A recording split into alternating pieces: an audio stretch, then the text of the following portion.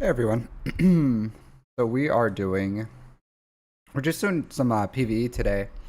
And then gonna jump into some roster reviews if we have any interest. I think the Gambit podcast is going on right now, so I don't know how much interest we'll have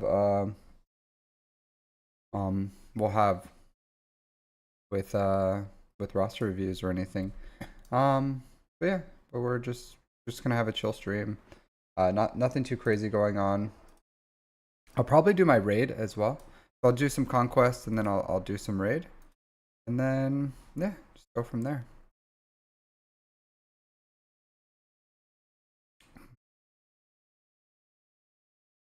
But if you're watching, thanks for joining. Um let's uh let's get this going. All right.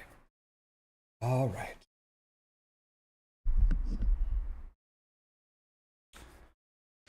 All right. All right, let's get some so yeah, if you're coming in here, want to say hi, want to drop your ally code, we'll take a look at it. Otherwise, I'm just gonna do some PvE. I think I have some feats. I don't know if I want to like cheese all my feats first or if I want to start working on the ones that are gonna take a while. Um, I don't know. Let's see how I feel today. Yeah, only 12 out of 13 on this one. I was able to do both, but one person died each time. I'm sure I could get it. Um, but all right. Dagger. All right. So why not? Let's start cheesing feats. Do I want to cheese feats? I could do that anytime. I can do that anytime. Let's start getting the kills first. Let's get the kills first. Um, this this note seems like pretty easy. Mm, I don't know if item Versio will live here, but let's try to take that off. Volatile accelerator. Thermal exhaust. Let's go with an item one. See how it goes.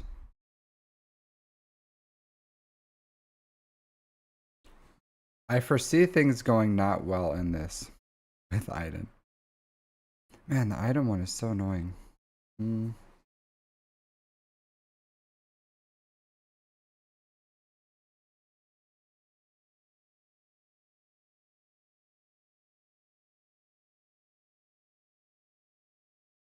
good node.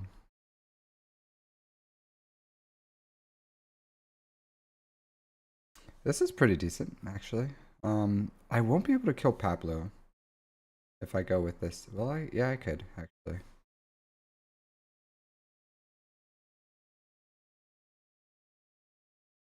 There's no AoE here. Um, I can go with. There's these data discs a little.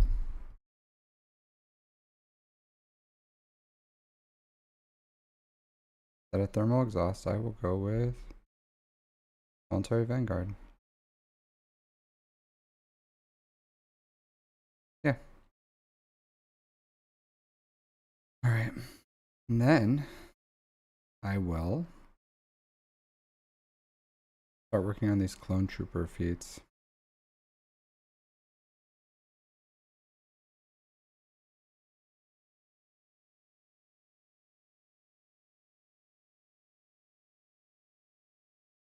Hmm.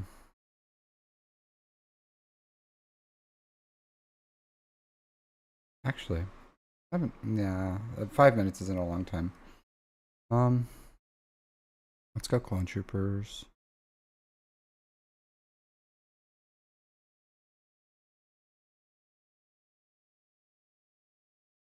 Yeah, let's get some music bumping up in here.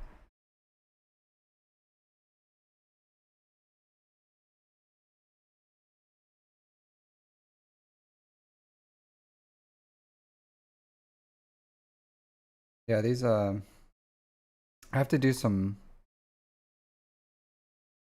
a bunch of first order kills too.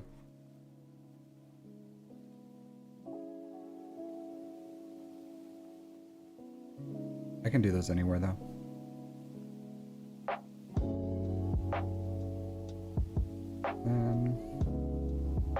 Separatist. We'll go with good old what? Yeah, that should be fine.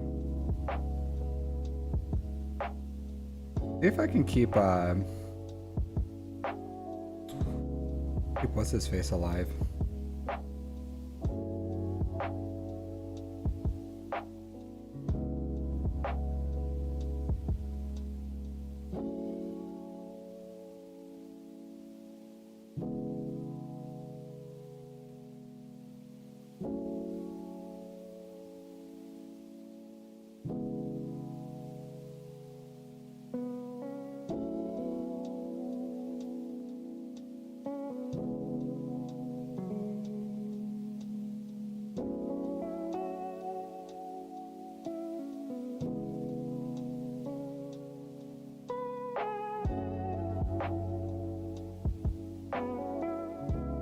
Come on, dude.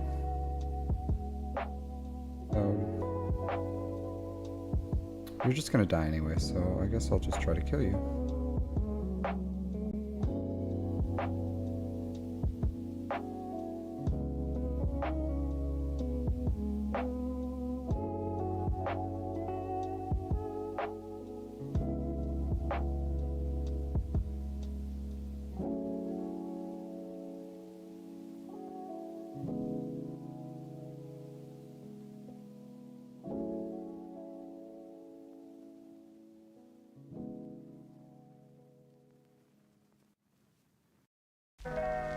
Yeah, so I'm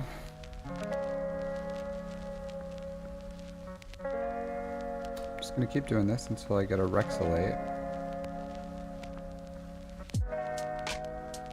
All in all, I would say, man, that's so annoying. He stole my kill. The next time I know, I'll just like Rexolate him earlier.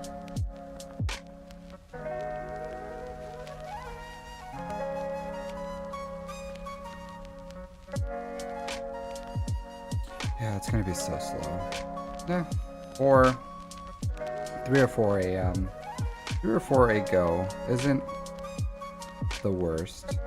It's not the worst. And then I guess I'll just use like a full-on real item team. Maybe I can go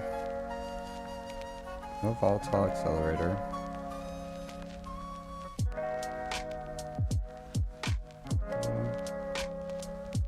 What do I have for damage ramping? Put all my stuff in here.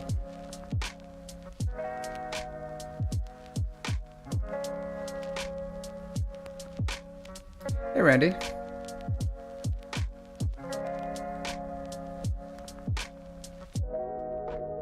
You're not, or you got into a 240 million GP guild?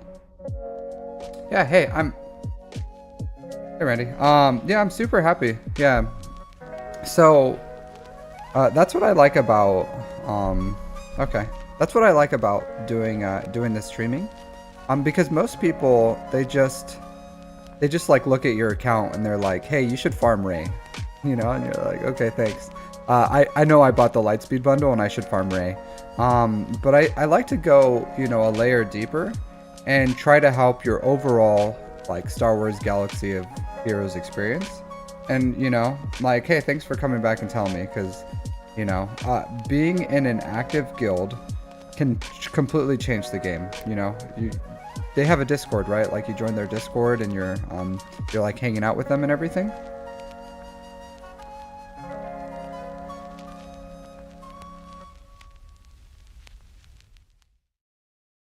Okay, good. Yeah, that's what I was saying. Like, yeah, to me, I think it's like super important to be in a Discord.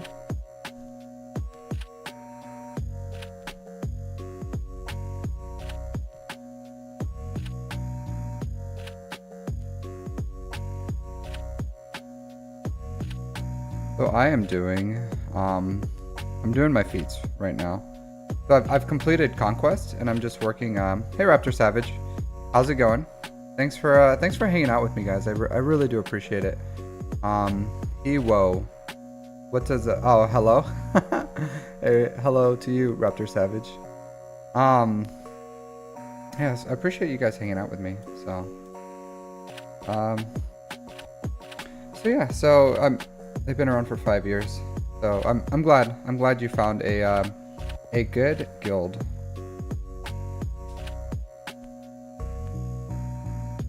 Iceman Steel, how you doing? How's it going? Thanks for joining me in the YouTube worlds. I'm just doing my conquest, just messing around. Am I enjoying Conquest? Believe it or not, I'm not a Conquest hater. I'm not a Conquest hater. Maybe because I buy the Pass Plus and I can like change out data disks. I think if I had to pay to change out data disks, I probably wouldn't like Conquest as much. But I'm just trying to knock out these because I have low gear clone troopers like G12. So I'm just trying to knock these out. Just cheese them up. Hey, Coco Melon. Hey, link your ally code, and I'll look at your account again and give you a recommendation of what I think you should do first. I may have made a mistake here. Let's see if I can ramp up my damage enough to. You know, I don't want to give that out. It's just basic. I may have made a mistake. I just didn't want the dots to steal my kills. But I may have inadvertently created a situation where I can't reliably kill these guys. Let's see. I may just have to like keep rexolating people.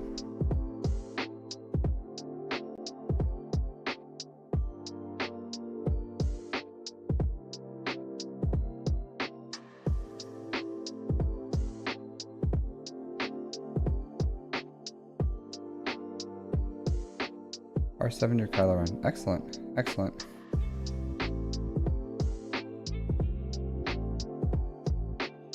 Oh, yeah, I am going to do my raid runs. Iceman, I am going to do my raid runs. You want to hang out for that? Yeah, look at that. Rexolate doing some work. Yeah, so I'm hoping to get some revives out of here, actually. I don't like care too much about winning this. And if I can just like keep getting these guys to revive as I farm kills, that would be super dope. On the dopometer, it would be super dopes. Yeah, it's basic here. I don't know how it's gonna go. Super omega dopes. Absolutely, man. Absolutely.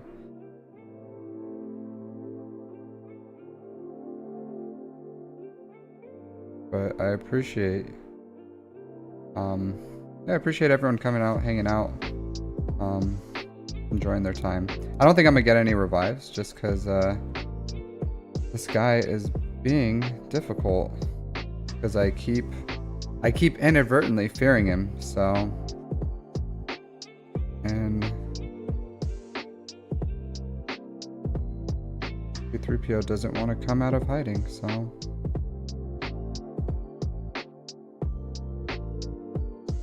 Oh, yeah. Oh, yes. Yes. We did it. We got a revive.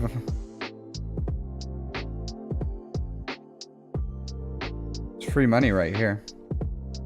Free money.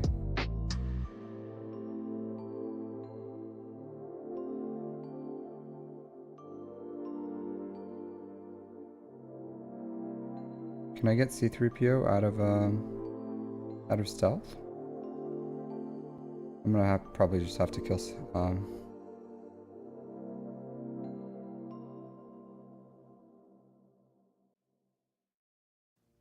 Let's do it.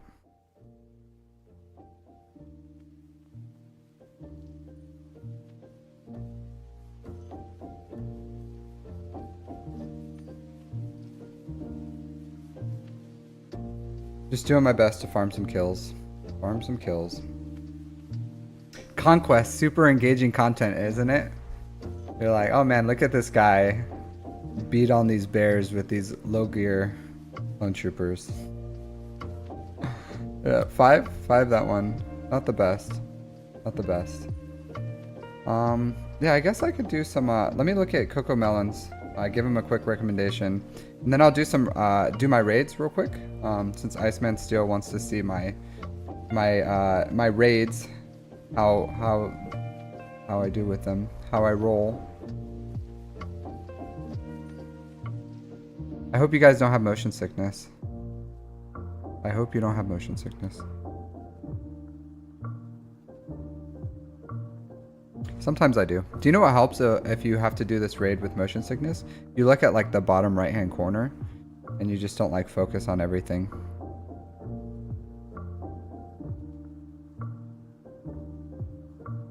Alright, so right off the bat, I would recommend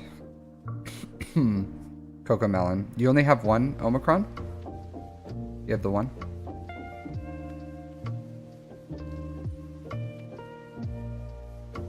Okay. Right off the bat, I would honestly recommend you save it. Save your one. Don't use it yet. Once you get either Wampa or Sauvage built up, then I would say those would be solid first Omicrons, Sauvage and Wampa. So after you unlock SLKR or you're waiting on some other things, like if ships are holding you back or something, I would say Sauvage, Wampa. And if you farm her with your raid currency, then Treya is a solid Omicron as well. But I would say like bang for the buck, Omicrons, getting the most use out of them from Grand Arena right now is probably your top tier ones you want to get is Wampa and Sauvage. And I would say hold off on getting them first. Like just hold off. Don't use your Omicrons yet. You only have one. They are a hard currency to get, and you want to save them until you can like use it on a great character. Because there are some Omicrons you can do. Like you can do the First Order TIE Pilot. You can do Captain Phasma. You can do Rex. But those are solid, like B level Omicrons. And if you had Rex at like R7 or something, or at Relics, I would say yeah, like go ahead and Omicron that with your Phoenix. But you don't, and there's no rush for it. There's absolutely no rush. Unless you're going for Leia, which you're not. You shouldn't be building up Rex right now because it costs a lot of Kairos. So your Kairos should go towards your main farm. But I would say where you are right now, just take those Omicrons and just keep them in your pocket. Just keep, hey, foreskin. No foreskin, dude. Mr. Circumcised himself, my first follower. How are you doing, my man? Thanks for coming to hang out with me. How are you doing? How was your New Year's?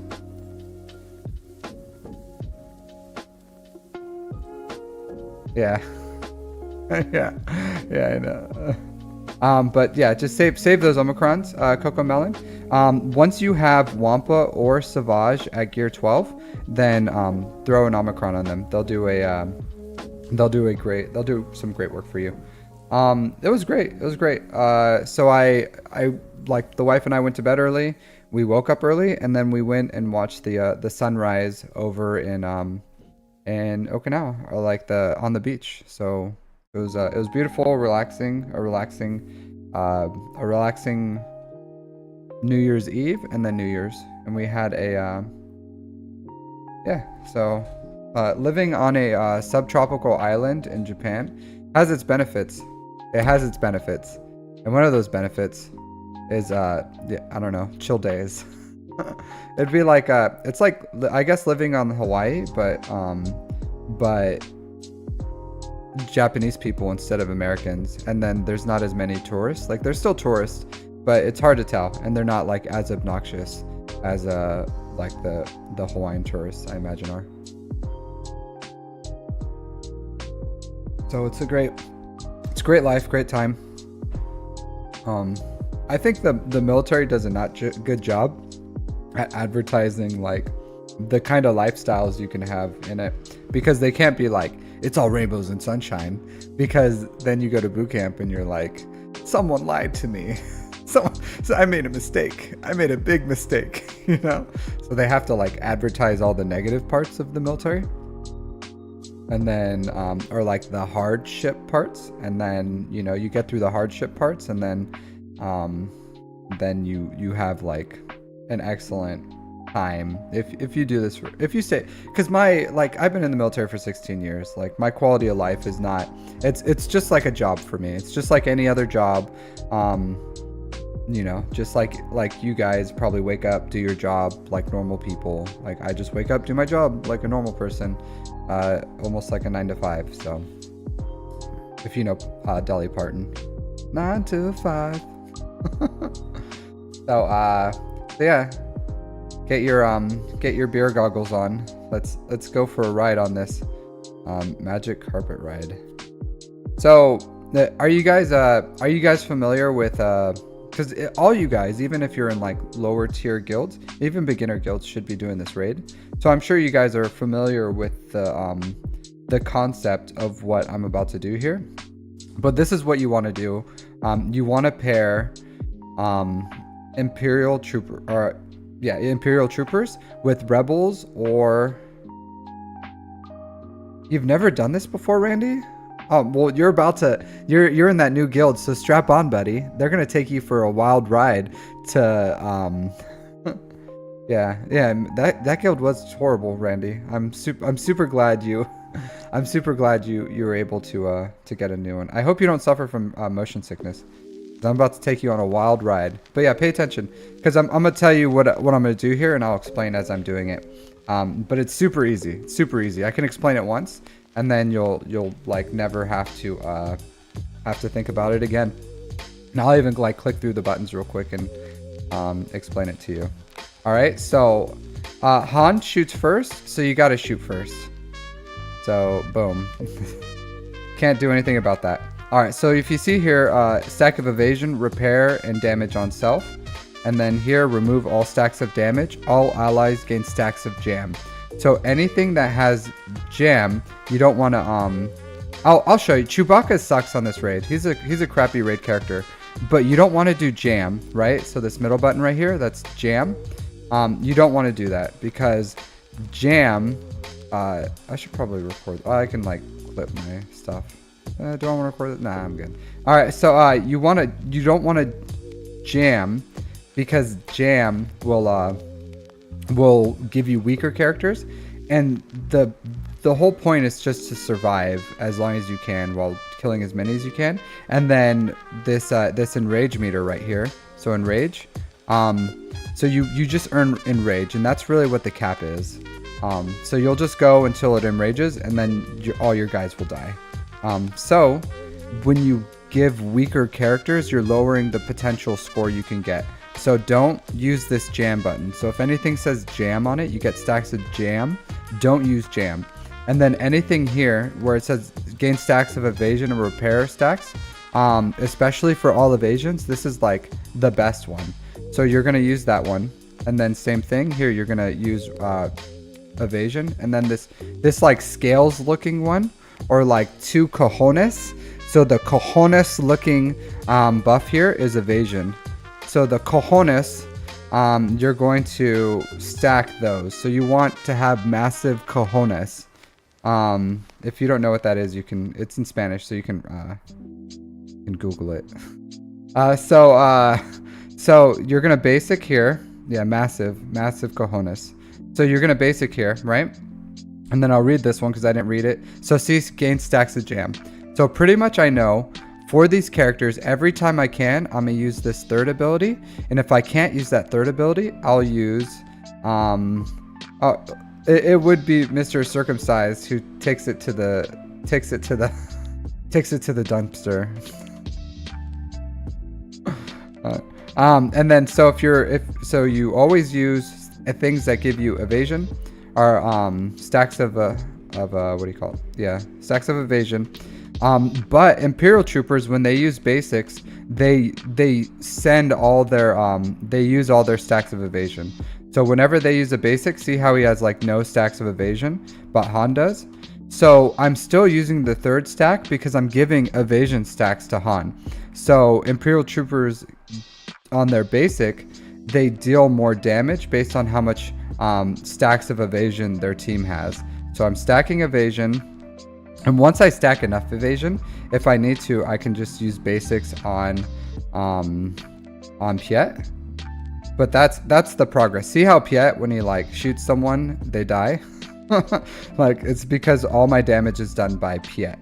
So so that's what I'm doing here. So I'm just stacking my evasion, and then using basic on Piet. And then these Shadow Scout Troopers are pretty strong.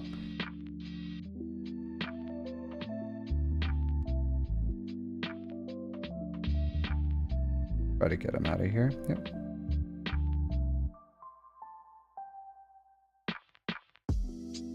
So that's it. That's the whole raid. And then you try to pair people together who can stack evasion with at least one Imperial Troopers.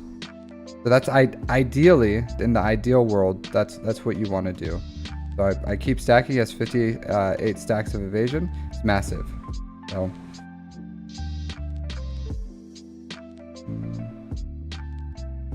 yeah, I'll take him out. I'll take him out. Nope, not enough. We get some more evasion. So, and that's the whole guild. All right, that's the whole raid. This is it. This is it.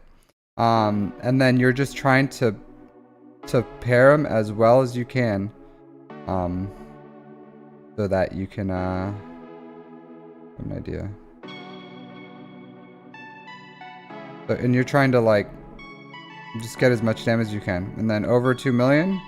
See, and then I die. But over 2 million, and then I'm gonna use jam here, because if you use right now, I'm not gonna kill him, but if I use jam, I'll get just a tiny bit of points.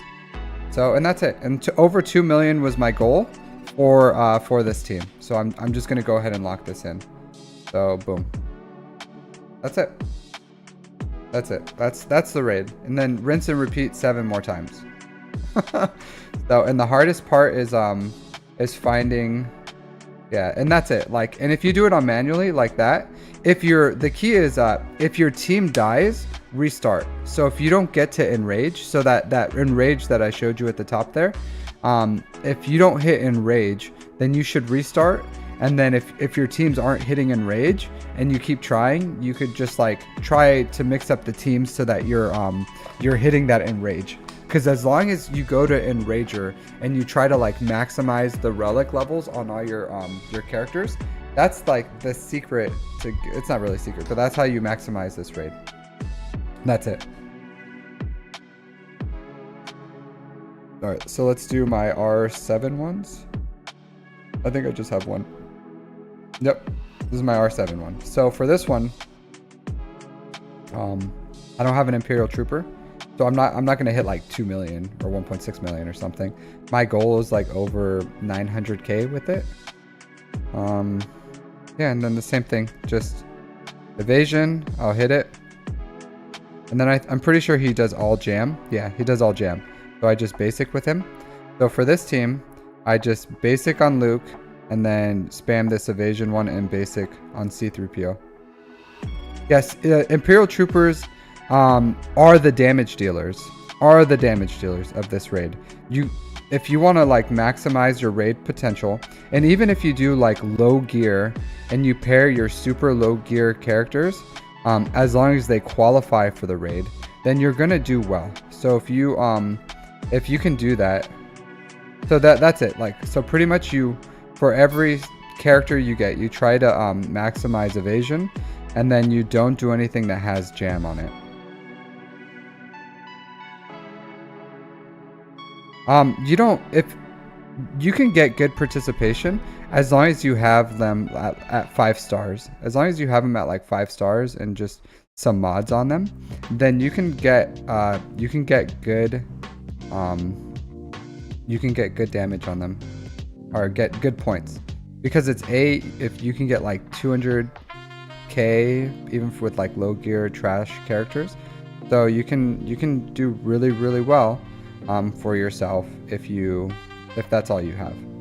So that's why even beginner guilds are doing this, because as long as you have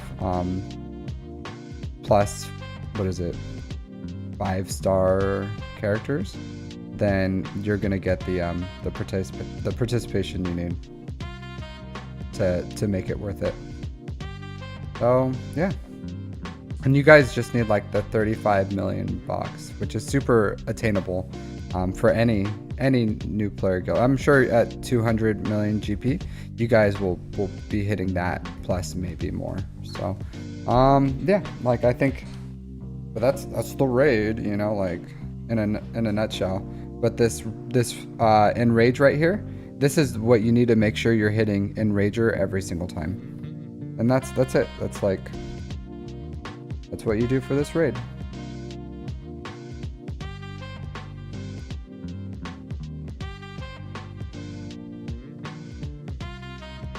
This is the new raid, Raptor Savage.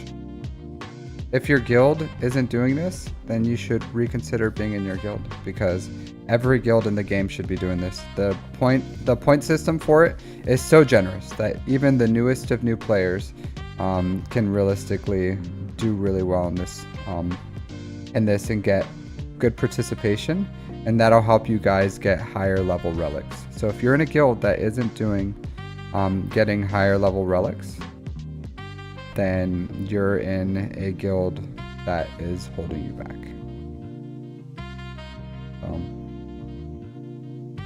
But you can do it. You can do it. It's super easy guild, or super easy raid too. And the concept of it is super easy. Well, if you're in a new guild, then I understand why they wouldn't have it, because they have to you have to go through all the raids to unlock the newest one. I'm pretty sure. I don't think you have to do crate to unlock this one. I don't know exactly what's the requirement, just because I never had to unlock it, but I would be very surprised if you had to go through the crate, because the crate is a lot harder for this one. But this is good participation. 1 million for these two. That's good. That's good, because I took it all the way. Okay, yeah. So yeah, you got to knock that. But if you guys clear it, and then you can do this one. If they refuse to do this one, if they're like, nah, brah, we're a Sith Triumvirate raid guild, then maybe consider finding a new guild that does this raid, because it's super easy to do, and then even the newest of new guilds can get good participation in it. Oh yeah, I'll show you here. So you get I'll go to the rewards. But essentially you get the same so if you get the 36 million box, which like my guild, you know, 1, 2, 3, 4, 5, 6, 7 people got it so far, and we're not even, you know, we're barely starting. So, and this is the box you need that makes it worth it. But you get this Mark 1 raid tokens, and you get this Mark 2 raid tokens. No, my guild does not have any. So they're very selective, I'm pretty sure. Yeah. So I don't know exactly what their requirements are, but I think it's like 7 million GP or close to it. And then they look for like at least 2 GLs, and they want good fleets and good characters and good mods and everything. Yeah, so guilds are like, you got to do like what you do, and what I told Randy is you find whatever your GP is, you times that by 50, right? So what's your GP, Raptor? I forget what it was. I know it's like between 2 to 5, but you take whatever your GP is, you times it by 50, and then you add 50 million to it, and then you find a guild for that. 2.2 million? Yeah. So realistically, you should look for a guild that's like 150 million. And are you in the raid or the guild search Discord?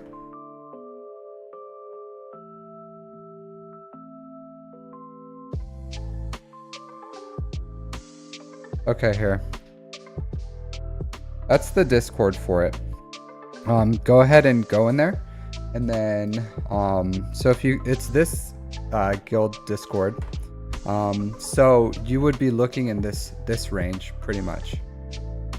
So, in that range or this range. So minimum 2 million GP, see 170 mil. So you could probably join this guild. So they have 26 Galactic Legends. They do Darkside GOTB, and then they're starting Endor Raid tomorrow, Raptor. So, yeah, so you go in. Hey Legolas, how's it going? I'm just teaching someone how to find a guild, like a competitive guild for what their GP is. So yeah, you go into this guild recruitment server, and then you just look at all these offerings and then find one that works for you. But I would recommend taking your GP, timesing it by 50, and then adding another 50 million to it. And then that's how you find a guild. So you have to, yeah, you have to, if you don't see that in the bottom, you may have to like, where did the channels go? So you probably have to do this. So go ahead and read this, and then, go ahead and read this, this little bit, Raptor. But if it may be hidden, you know, if you have them, but you like, it's there. So it has all the GP guild. So like, go to this bit here. Where did the channels go? Read it, do the things that it tells you to do, and then that'll probably help you. That's how I found your guild, Iceman, through that Discord. I'm pretty sure. Pretty sure it was in here that I found it. I think it'd be in here. Yeah, see? Oakland Republic Raiders, right here. That's my guild. That's my homie G-Dogs. So this is a good guild. So if you ever meet the requirements and we're looking for a player, I would highly recommend you look at here. Yeah, a developed 7 millish account, 2 GLs. So they've never lost a TW. They're pretty good. They're a good guild. I think they're great. Great guild. So if you're looking for a guild, but that's how you find a guild, Raptor. Just save that Discord, and then like as you move up, which Imperial Troopers are good. Hey Mythos, how's it going? I was just teaching them how to find a guild in the game, and then I'm doing my my crate raid. Or I'm not crate, like my speeder bike pursuit. How are you doing, Mythos? How's it going? You have you had to go to work today, or you still have it off?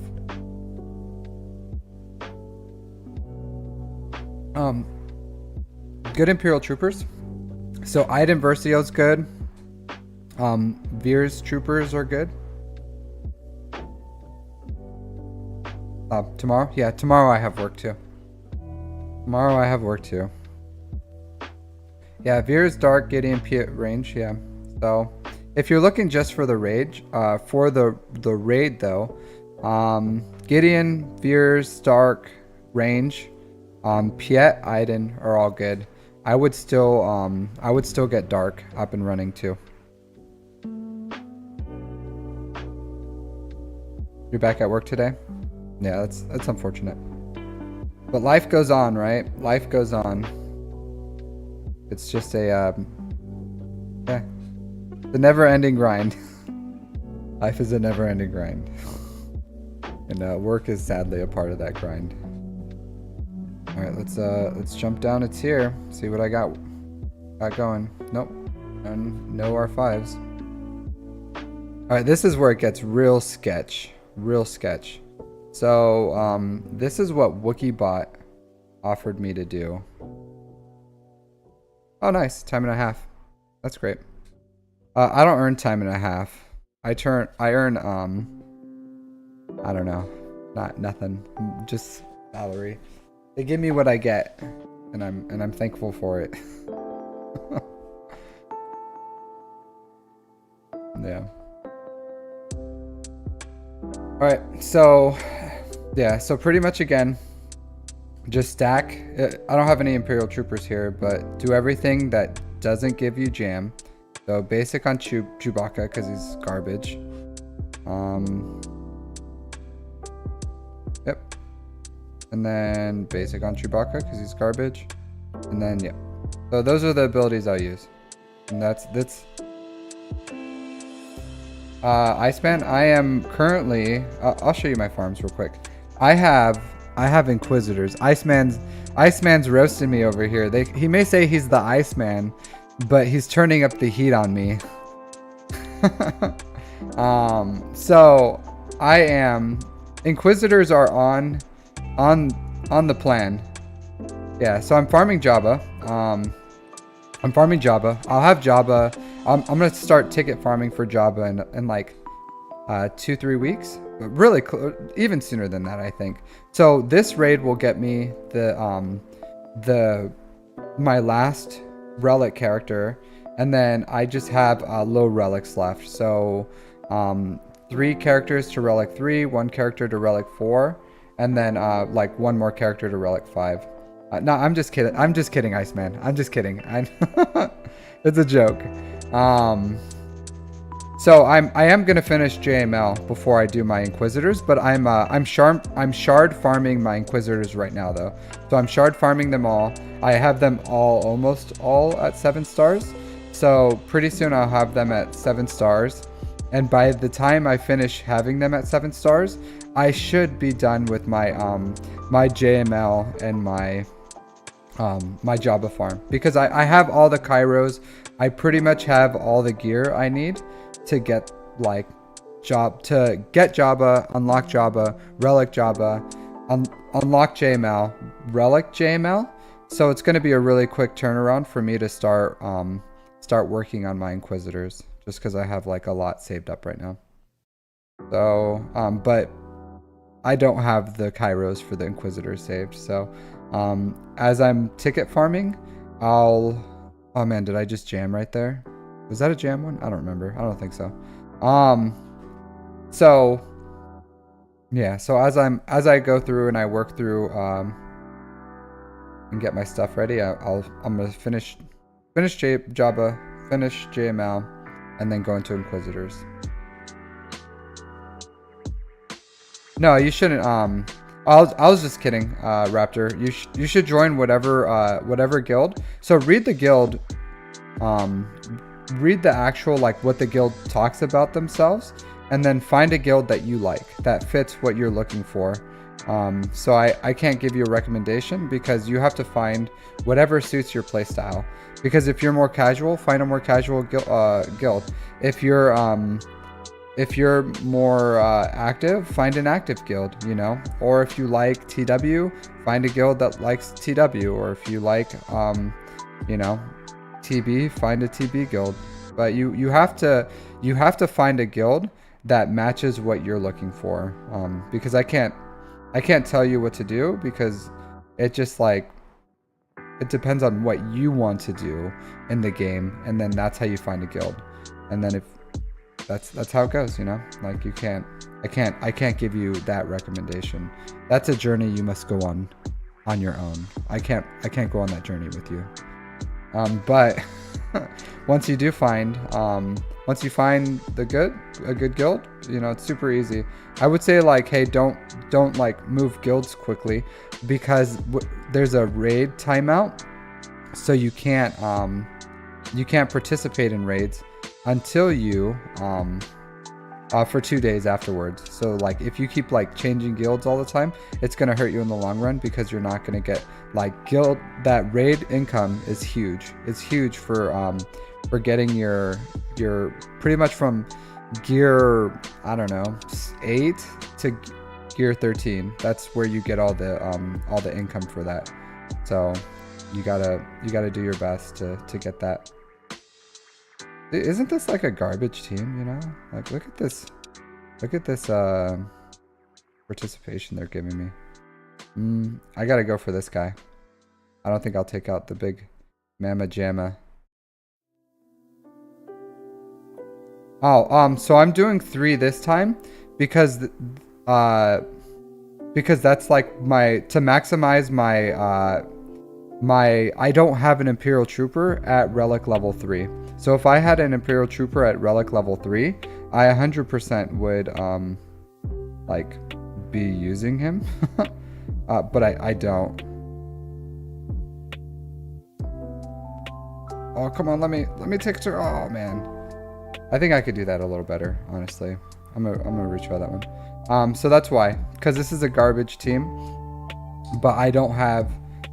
So this is what I have, and this is what it recommends we use. So I'll go down a tier, but I can still get more points with this team than if I went down a tier and then used an Imperial Trooper.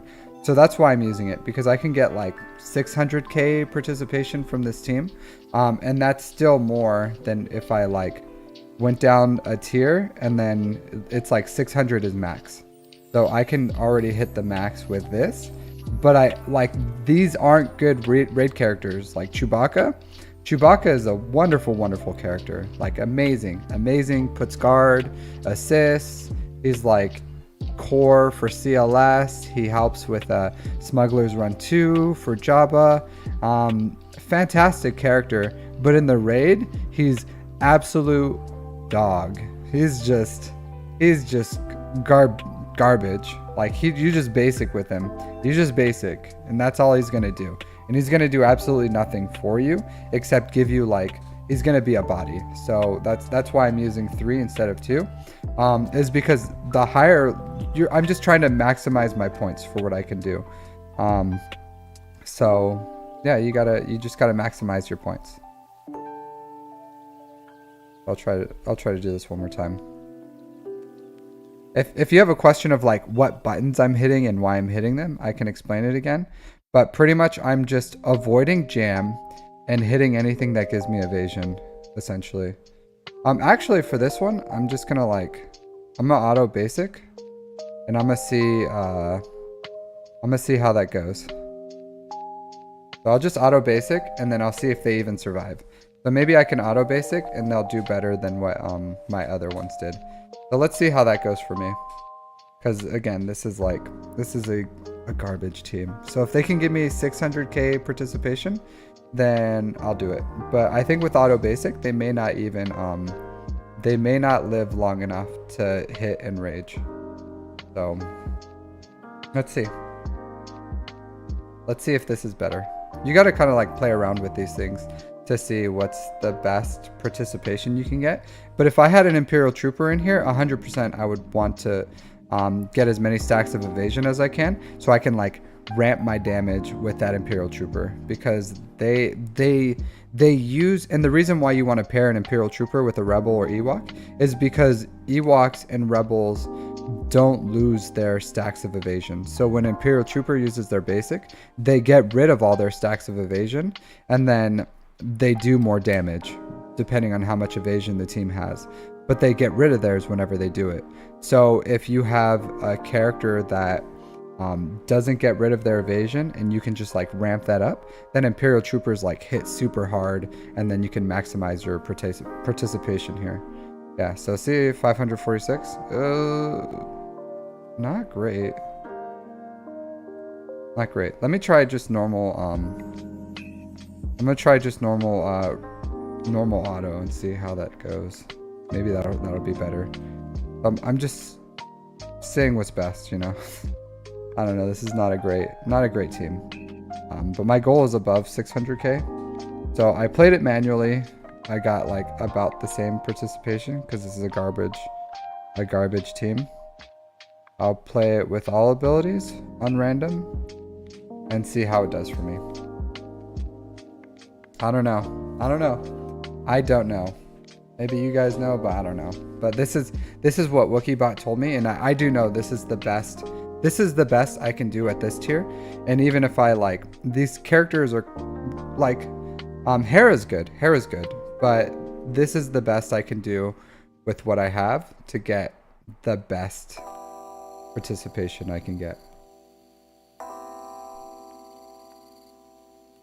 So I'll see what this does for me. And you can play around like this. You can mix and match your characters. You can, because these raids are like super quick. So it doesn't hurt to like play them like quick to see how it goes. But you just gotta mess around with it and see what's the best thing to do. But the ideal, if you have the teams, ideal team is like Imperial Trooper with a Rebel or Ewok, and you ramp up your evasion stacks and you basic with your Imperial Trooper. That's like the ideal way to do it. Watt is a separatist, so he's a character.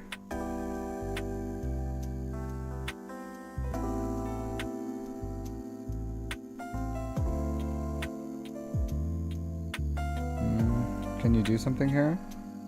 No. Yeah, Wat Tambor. It's with a A. Tam. Like a tambourine. Okay. So I'm just gonna auto basic it and see how that goes. Or play it manually. Yeah, Wat Tambor. Yeah, why do you ask about Wat? Oh, because the guild says how many watt shards they have, so they'll say like 34 watts or something, right? Is that why? Oh, so they want Gear 12 Geonosians. So what they're looking for is Geonosians, so they can what do you call it? So you can earn watt shards. So ideally you want to get into a guild that is earning high level of watt shards, like at least minimum 30 plus, so that you can get Wat Tambor yourself, because early game is the best time to get Watt, and you're gonna want him sooner or later because he's needed for yeah, just promise you'll work on them.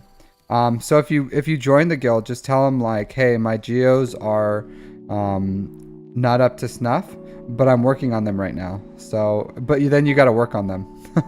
But it's not a bad team to build up. So if it gets you into a better guild, and it gets you good watt shards, later on, future Raptor Savage is gonna really appreciate you know, what past Raptor Savage did for that. And what are the Geos aren't bad characters to get to Gear 12. They have ships, so they're all pilots, or most of them are pilots. So they're not bad characters. So don't feel bad about taking a break from whatever you're working on to build up Geos. They're good. They're good characters. Yeah, I do love the Chappelle Show.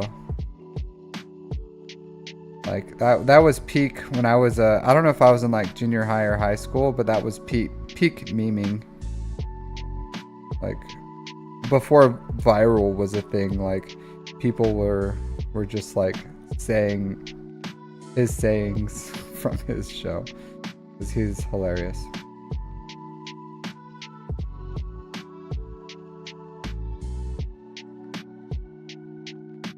I don't know. I just feel like his latest stuff doesn't have that same kind of soul to it.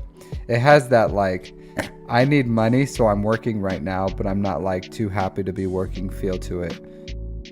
Like, I'll do it, but I'm not gonna like it. I don't know, that's how I feel about his latest stuff. I don't think he has the passion anymore. I think he just wants, you know, like he took a 7-year break and then needed money again, so he started working. What I think, I don't know. Maybe it's true, maybe it's not, but I don't feel the same passion from him. But excellent comedian.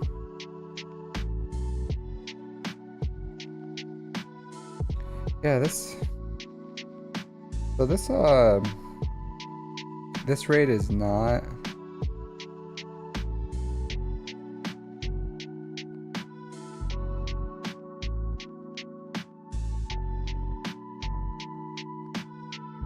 Yeah, I'm not saying I don't like his new stuff. I still like it. I love Chappelle. I love Chappelle. Even like his old stuff. Con Air. He's in Con Air. Do you know, if you don't know Con Air, if you haven't watched it, excellent movie. Excellent movie. And you should watch it. But he's in Con Air. He's a hilarious comedian. Bill Barr is good. He's funny.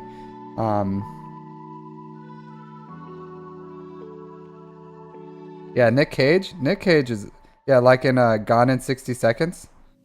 Time frame. Excellent. Excellent period for Nick Cage. I hear some of his new stuff is pretty good. Have you watched like Renfield or something? Yeah, see, 600K. So 600K. Yeah, you got mail. He's in the what do you call it? The weed one. I forgot the name. It's a pretty funny weed one about the marijuanas. So see, I just played it manually. Right at the end, I was right about to enrage. So I manualed the weaker one, or basic the weaker one, to get him to die. So I can hit over 600K. So this is ideal, what I was looking for, over 600K for this team. So it took me a few tries, but if you play manually, as you can see, it's like you get much better participation than if you don't play manually. And I do have 2 characters here that can play at that level, but it's not gonna be, I'm not gonna get what I want out of it. So I'll have to, like, I can try, but I think this is not gonna go well. I think they're just gonna die. I don't even think I'll get to enrage. If I get to like 500 or something, I'll keep it. I'll do it. But I don't think I will.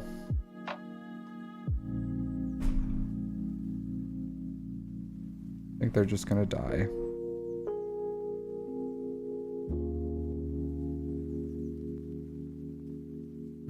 Yeah, but he's like big into but these are like excellent characters. If I had an Imperial Trooper, this could easily hit like 800K participation if I had an Imperial Trooper to go with these two, because they get such great stacks of evasion, that they're an amazing team. Yeah, thanks for hanging out, Iceman. You take care. I'll see you around. I'll see you on the battlefield tomorrow. Bring your A game.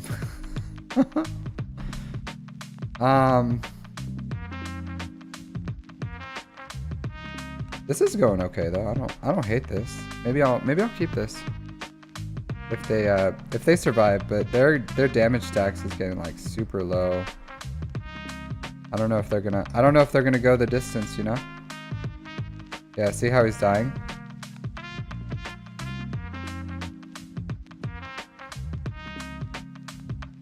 Nice. I'm glad I can help out. Yeah. Yeah, I'm not going to keep this. Alright, I'll see you there, Houseman. I'll see you there. I won't stream it, I promise. Yeah, but that's why I can't go with these characters, because they're not good enough on their own. They can't bring the A game. They can't bring the A game. What do I want to do here? Executor mirror match. So executor mirror match is pretty easy, but it's not easy. I'm sorry. It requires a level of understanding your speeds, the enemy speeds, and then reinforcing. Because it really depends. Because ideally you want a slower.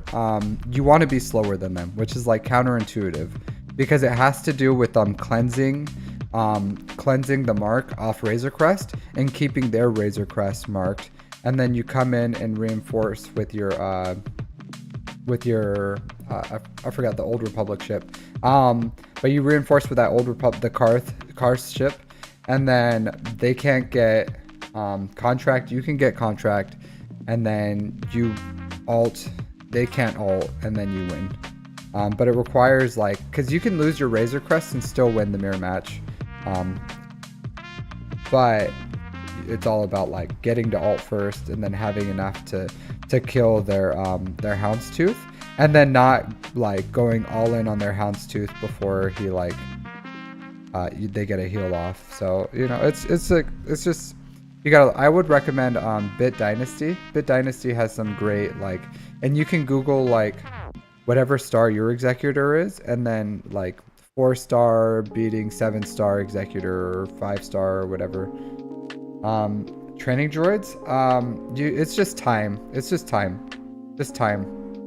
Like if you're on the training droid bottleneck, you get them every 3 days, 3 days out of the week.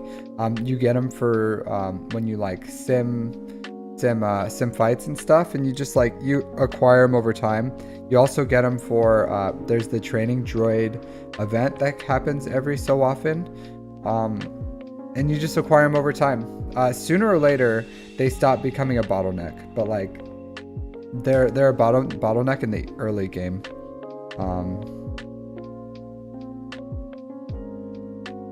Yes, just playing the game is how you get them.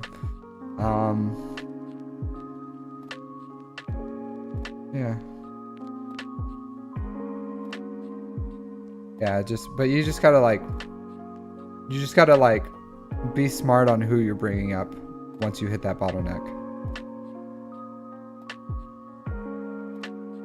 What's better for Grand Arena, 3v3 or 5v5?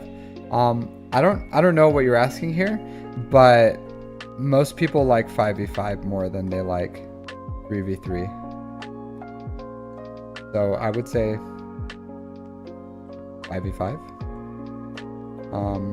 But it just depends on what you like. Most people like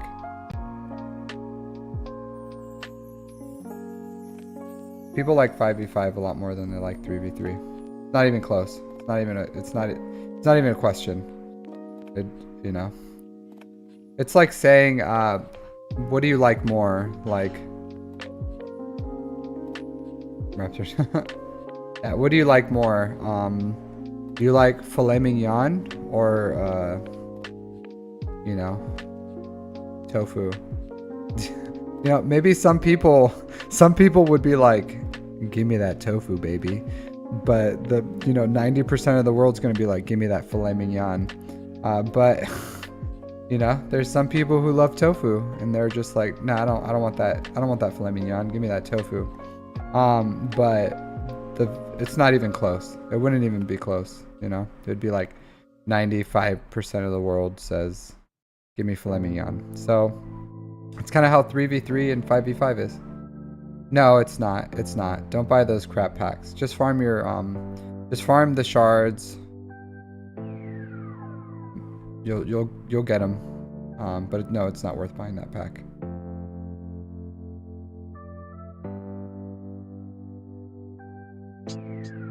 Yeah, did you see how we just like one piece that guy? So that's why I use Imperial Troopers for this. So now I don't even have to like, because I have two rebels here that just have so many stacks of evasion, and this guy just like one pieces them. So that's like ideally what you're trying to do with these teams. You're trying to ramp up your damage enough so that this dude just like one pieces everyone.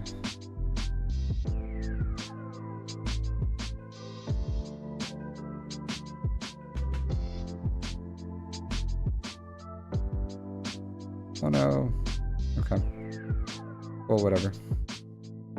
It's really hard to max out these points. I think Leia can do it at like the highest levels, but really hard to get like perfect participation. I always just try to aim for the 4.8 million because that's the where you can get like top participation. Go General Veers and then this guy. I'll take Iden for a lower one. Yeah, just keep working on them. Just keep working on them. As best as you can. As best as you can. So there's nothing wrong with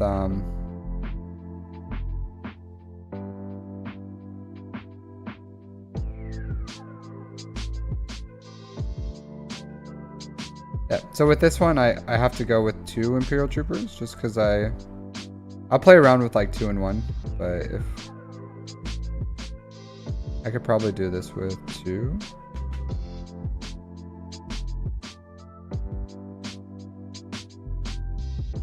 Yeah, I always claim the web store, always, every day. That's how you break the purple mat bottleneck.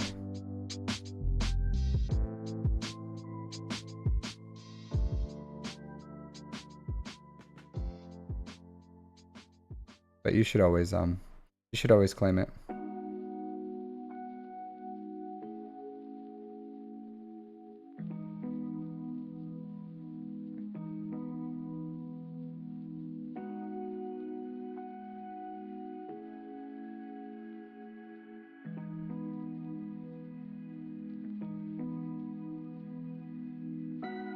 So samesies.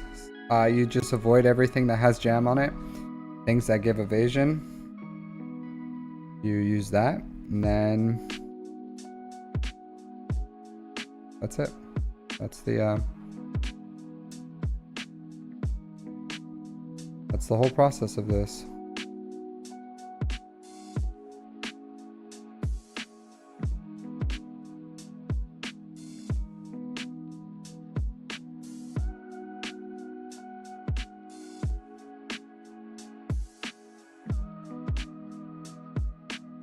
So 380, that's excellent.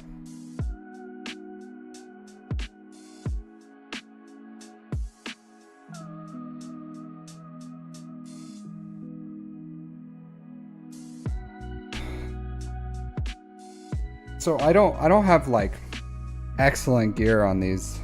So 3 battles and I just have to hit like 300 more K. So pretty much guaranteed to hit my goal. Nice. That's pretty important for doing getting like GLs and GL level ships and everything. So it's a big milestone. So cheers, congrats, welcome to the 7-star capital ship club. A lot of new players just don't have it, and that's holding them back from the light speed bundles. So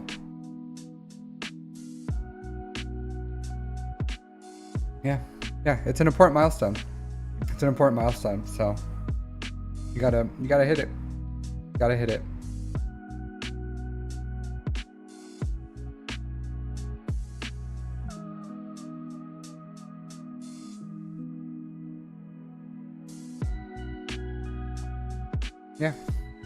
Yeah, it's a hard it's hard for new players, especially if you bought the hyperdrive bundle, you bought and then you bought the light speed bundles, and then you're just like, I'm months away from this. And especially for like new players who everyone was telling them like, oh, buy these bundles, it's gonna get you a GL.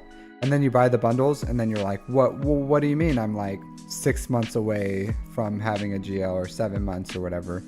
So you gotta, so it's a big milestone. A lot of people probably like, yeah, whatever, but I think it's a huge milestone. So I have to split this up into 3. So I'll probably go Iden, 2 others.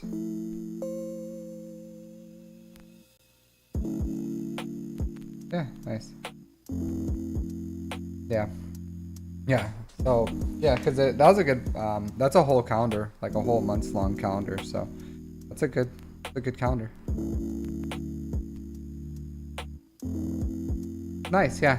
You just got to practice it, Mythos. You got to practice it, and especially I think you'll learn which executors you want to avoid depending on their speed. Because I would find when I was doing climbs with executor, there was just like one executor who was slower than my executor, and then I just avoided them. So I would attack around them. I would go for honestly, I would attack mostly profundities, just because if you survive the initial volley on profundity, it's like a pretty much a guaranteed win. So yeah. So I'll say this as we're going through all this stuff. If anyone's interested in doing a account review, I'm still doing my PvE stuff, But if anyone's interested in doing an account review, we'll do as I finish up my raid and then finish up my conquest. I'm doing account reviews too if anyone's interested. So feel free to put your ally code down and then we'll do an account review. But otherwise we can just continue chilling here and hanging out.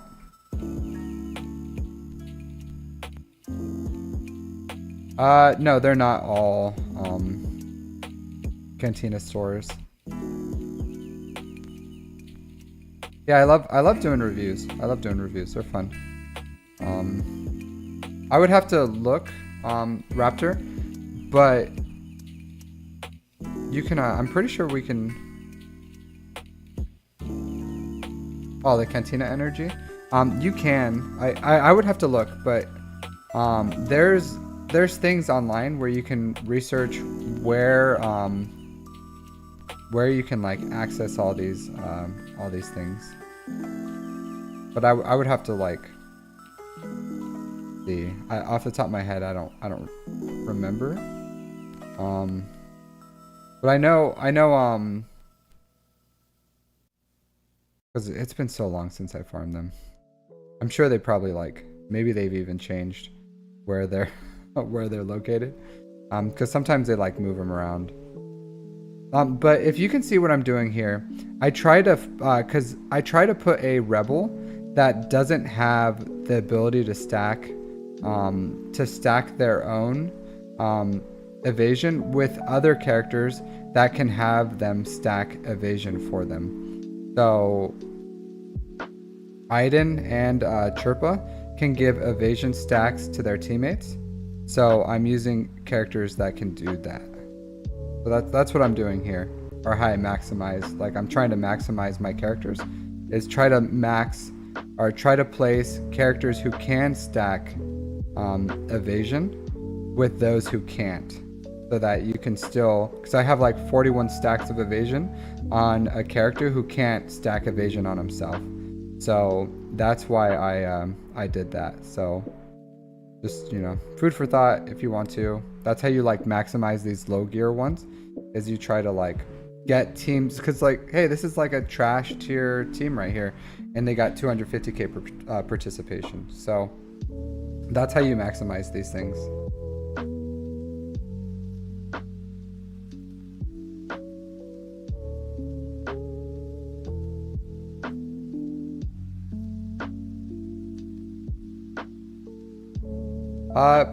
Well, there's like, farming is like an onion, right? There's like multiple areas of farming. So if you're farming the shards for one, then that's totally fine. You just farm your shards while you build up the relics of others. So you're doing, because I have like multiple layers of farms, but you gotta sorry, I'm trying to make sure I'm doing this right. So you farm your shards, and then you have characters that you're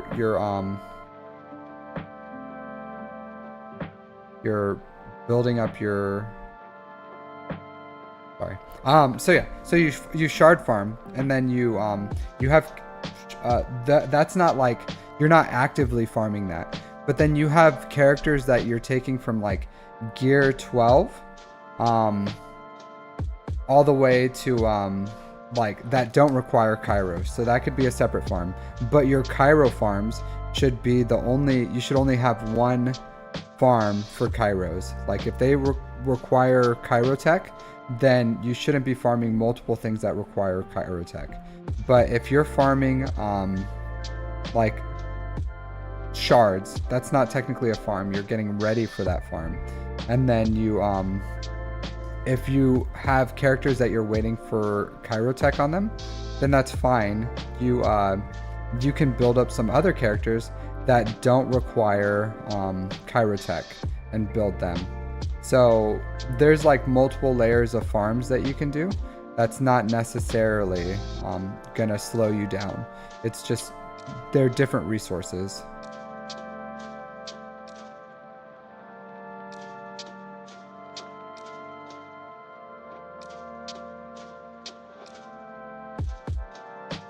I think his. I would have to look. Give me a second. I'll look at it. There's one that's very clearly the one that you want first.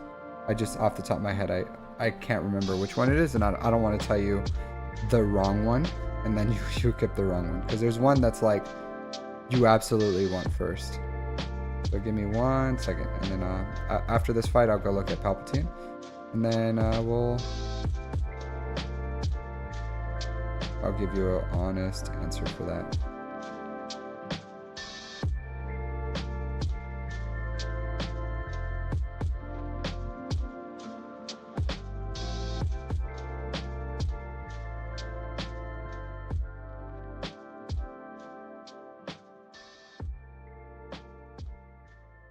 Man, that went perfectly. Look at that.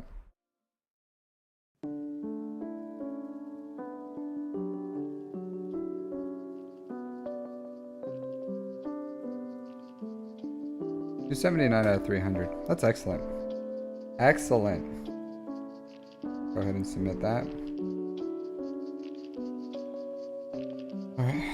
So 5 million so far. It's pretty good. See, it's like I don't have excellent teams, but I'm able to get like pretty good participation just from like my crap characters. It takes a little bit of effort, right? A little bit of effort, but all right. So you want his leader. His leader is the most important one. So his leader gives you the turn meter train, which is very important. So that and in a low gear Mara Jade, just the enemy never takes a turn. So, and you just burn them all down. So you want the lead on Emperor Palpatine. I honestly didn't equip Crackling Doom until I was building my Starkiller team. So this is a luxury Zeta until you're building Starkiller, and then you need this so that he can survive against Rey. So until you're building Starkiller, you don't need Crackling Doom. So don't put on Crackling Doom until you have Starkiller. So Zeta, his lead, that's gonna do everything you need for Palpatine, okay? And then once Palpatine is built and like good to go, then you can or once you have Starkiller and you're building that Starkiller team, which Palpatine leads, then you want Crackling Doom. Because he needs survivability. Like he's usually the weakest one that dies first. So that's my recommendation. Take it, leave it. But I would probably take that because that's some solid advice. That's my recommendation. Oops, I want to do that. This one.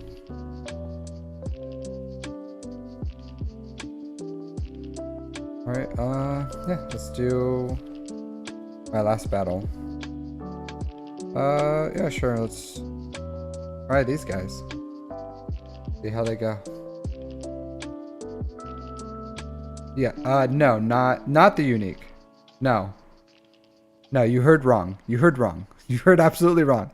Zeta, the lead. Zeta, the lead. His leadership.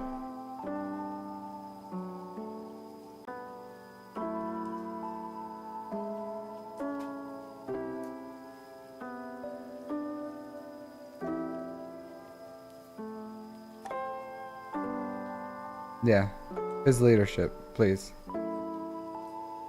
Please, please, please. Leadership.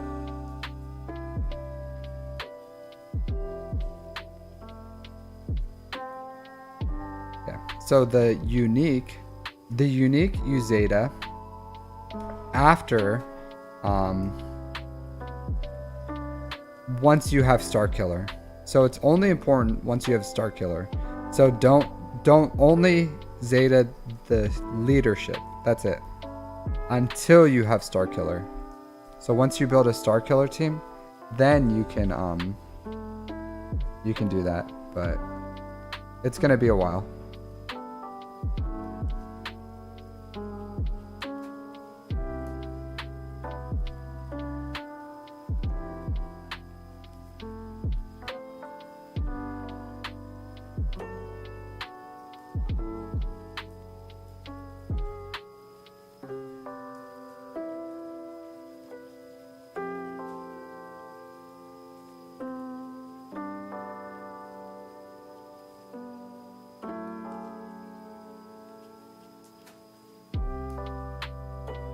So these fights are super straightforward. So pretty much after you if you have an Imperial Trooper, if you build up the stacks enough that you can pretty much one-shot everyone, you can stop building evasion stacks on the Imperial Trooper himself. Because I could like give more evasion stacks to my teammates, but I'm one-shotting everyone right now. So there's no reason for me to build the try to get him out. No, all the evasion went away. So there's no reason for me to build more stacks of evasion. All right, and that's my raid. That's my raid participation. 5.328. So yeah, about what I do usually. That's how I do it, and then I get all this juicy personal awards all the way up to 4.8. And it's not anything crazy. Pretty much with Jabba requirements and executor requirements is how I get my raid participation. So Jabba and executor requirements are what get me the 5.8, which is like not bad. It's not bad. For the highest level, yeah, Raptor Savage. Yeah, there is. If you're doing the other ones, then yeah, you don't get these additional rewards. But if you start doing the speeder bike highest levels, what was I talking about? what was I in what? Because you made me forget what I was talking about when you're like, you get personal rewards. Oh, for the highest raid, yeah. Because if you look at your raid, go to raids. You go to Sith Triumvirate. There's no personal track. It's just everyone gets the same rewards. So this, and then this is the rewards you get, right?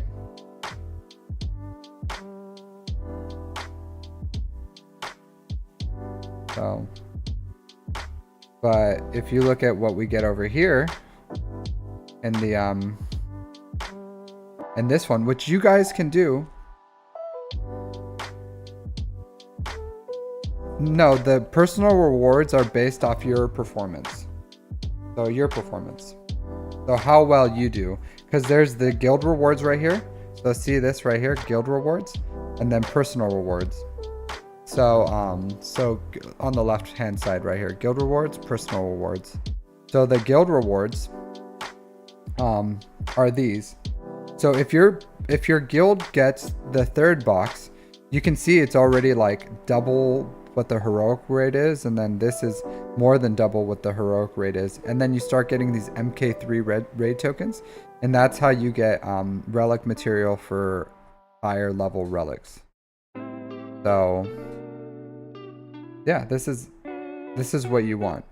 So you and it's pretty much like the same time, right? Like once a week you're doing your raid or whatever. Or maybe it's like faster with heroic, I don't know. That's probably why it's cheaper, in about half, because you can do the heroic raid every, I don't know, 3 days or something. So so that's probably why it's less, but like it's still worth more to do this one because you also get these personal rewards. So, and it's based on how well you do. So if you do like 800k, then you get all these like rewards right here up to the 800k one. But the better you do, personally, like if you score more points, then you can get more rewards. And they're not anything crazy. The personal reward track isn't like, it's still something, right? It's still stuff. It's still extra stuff. And they pretty much like front load it too. So a lot of it is front loaded. But this guild reward box is what you want. And we usually get this one, 208. So yeah, so it's good. It's good income. And this is how you like get your characters from gear 8 to relic, is with this ability. And then this is how this MK3 raid tokens is how you get higher level relics. I usually buy the Relic 6 and Relic 7 stuff with it. Some people buy other things with it. Whoops, not that one. So this guild activities store. So you can buy, honestly, the best ones are, some people buy impulse detectors, which are needed for R8. Some people will buy these arrow magnifiers. So if you need R8 material, that's how you get that. I buy Zimbittles, which is needed for R7, and mostly this Electrum conductors. So these, which is needed for relic 6, 7, 8, and 9. So you need a lot of these. So that's where I buy those. This is like great bang for your buck. I buy these Zimbittle cards. I buy enough, or Electrum conductors.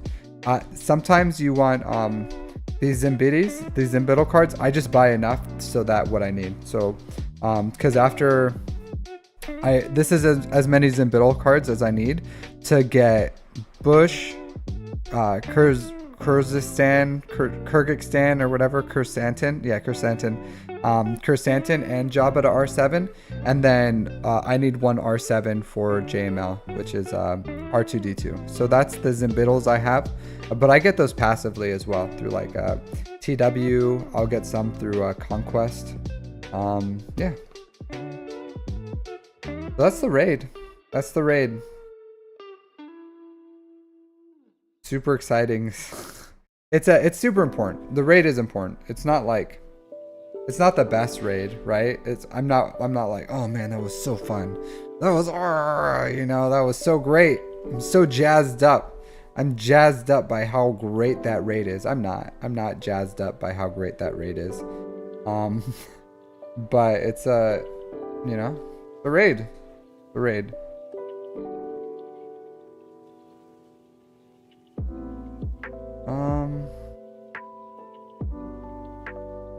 Yeah. Alright, so I don't need that. Don't need that. Need that.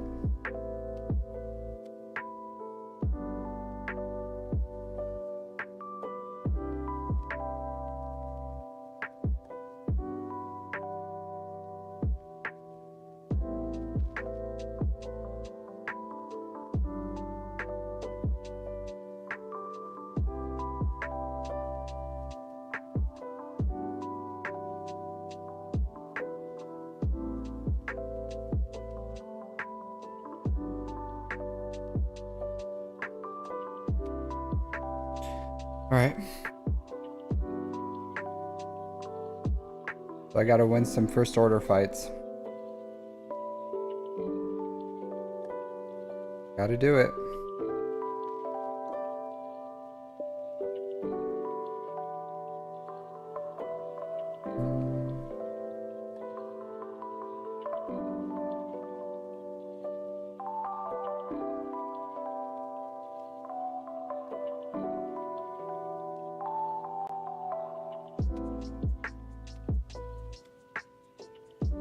Yeah, I still have to win like 18 or 19 more of these fights over the course of like 9 days. It's not that big of a deal. It takes some time, so might as well farm some Datacron material while I do it. Might as well.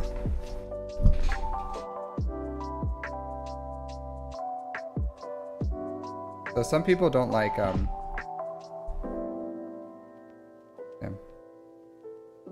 Super easy. Engaging content. Super engaging. Probably do like 3 of these.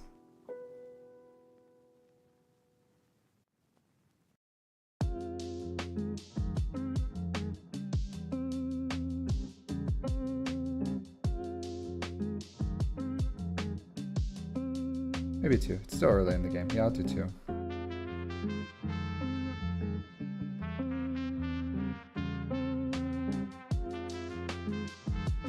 Yeah. All right. That's it. That's it. All she wrote. All she wrote for that one.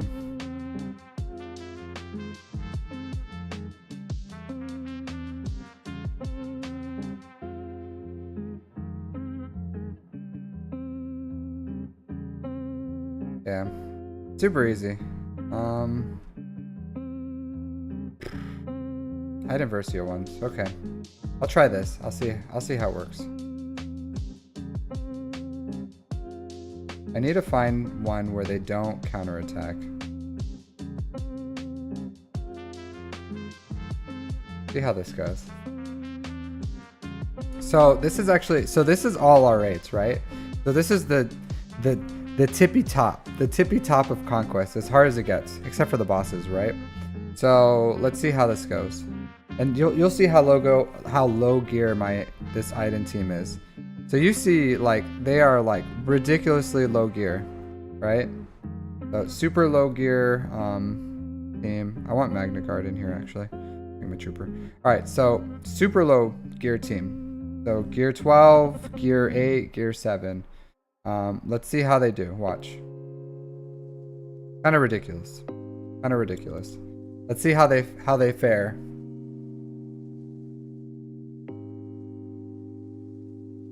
So, AoE here.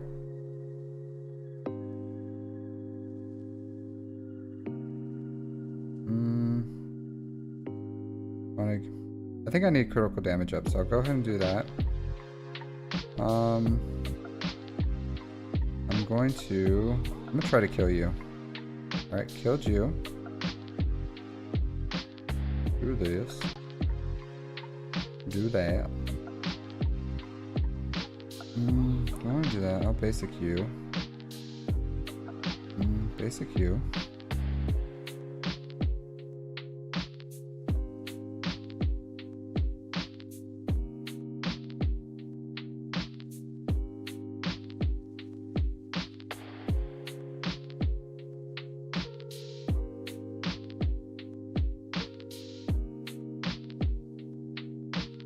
Look at that. Look at that. Look at it. Look at it. Super ridiculous, right? This is an R8 top tier R8s. R8s. You know? That Iden team. So same thing with Night Sisters. Like Night Sisters in this as long as they don't counterattack. If they don't counterattack, you can get into some problems. But if you go against a team that like can't counterattack and you have good data dis, like Iden Versio slaps, like absolutely slaps. So got 3 kills there. Got some oh, it's Dagger and Foresight. Okay, I didn't have to get protection up. Okay, cool. Yeah, it's a ridiculous team. Just slaps. So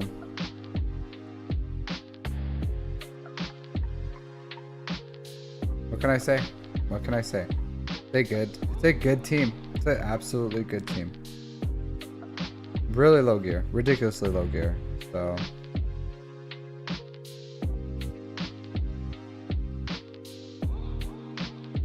I want to juice up my turn meter. Do you?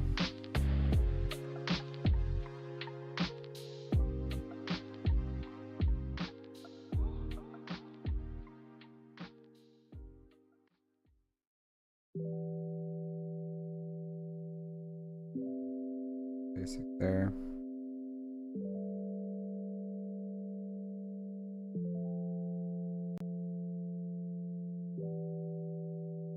Okay. Ridiculous. Ridiculous what this team can do. Boom. Boom. 4 Iden kills. I think that's 3 or 4. I don't know. I'll have to see. Yeah, it's good, right? Like, just need 1 more Iden kill, so I'll do that 1 more time. Yeah, that's 15 banners right there. And this, with a ridiculously low gear Iden Versio team.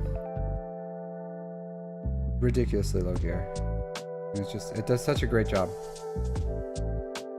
Such a easy feat to do. So, boom, AoE, juice up our turn meter. Yeah, I'll go ahead and AoE here. Give us some more turn meter. Basic Q.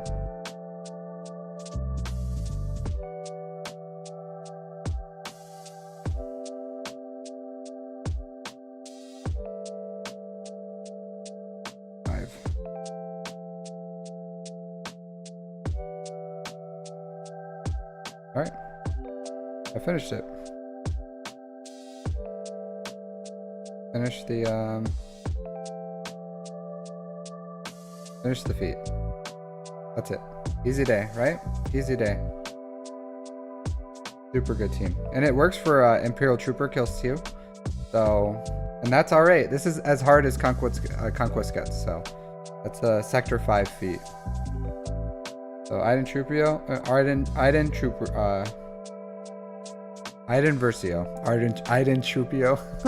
Iden Versio. Super easy cheese feat to do. Super easy. Clone Troopers, do I want to do that one? See if I have any other like kill ones to do. I think I already did like 2. I like to keep my my stamina above 80 if I can for things. So yeah, I'm not doing any feats there.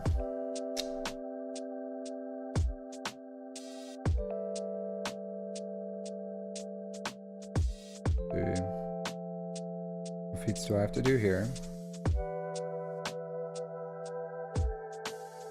Alright, so for feats like this, I save for the end because I cheese these. So after I get all the kill ones, these I can cheese like super ridiculously quick. So it doesn't have to, I don't have to like go in and do anything crazy with it. So that's, I do it last just because there's no reason to come in here and try to get like do these subpar like when I can easily come in and be, like do these in a day. So but the kills take a long time, or the wins, so I save those for last. And this conquest is like ridiculously grindy. Like it is the grindiest conquest I've seen so far. So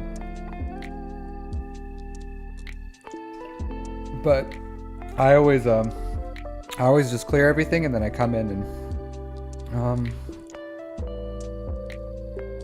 okay, I'm choosing these. I'm not doing this Empire one. If I need it, I think I already did the math and I don't need it. So I just need yeah, I think I just need Clone Trooper kills and First Order kills right now.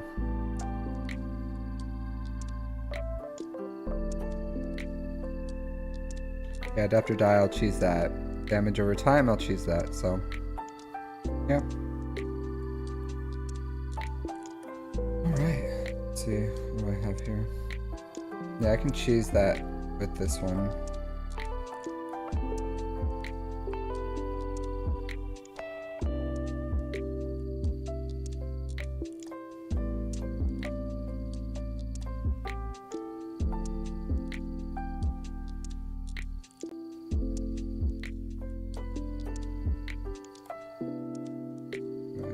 Yeah. Yeah, I can choose these later. Alright, guess I'll just do a, I don't know. I'll see where my Clone Troopers are, what their stamina is.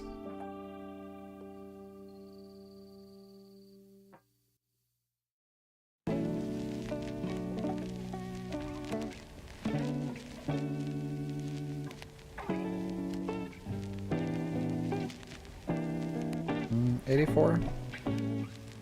Yeah, I can do one more, I guess. I gotta change the data disk. Alright, so as we're ramping this down, I do have a pre-recorded one I have to do. Just because I try to do like one YouTube video a day. So I can do that one. But if anyone's interested in a live review or having me look at their account, let me know. And I'll just post your ally code and we'll look at your account.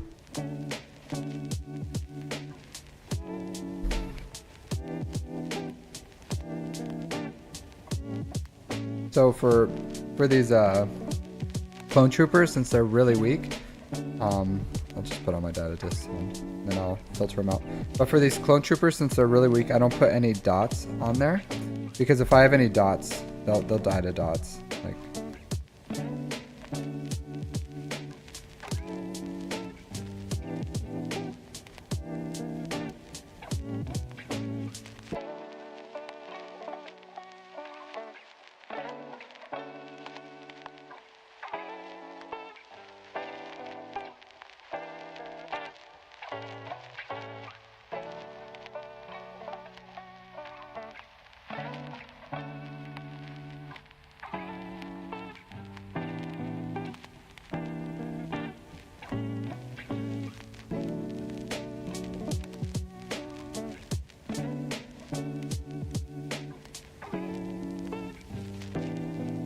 Alrighty then.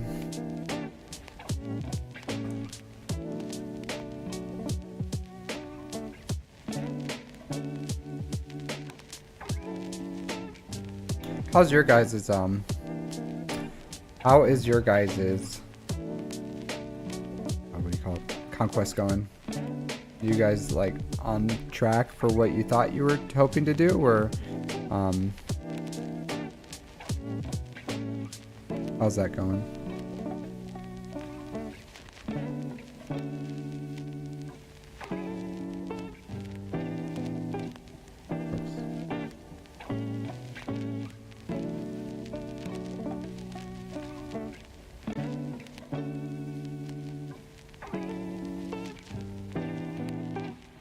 Yeah, see this Wat Tambor?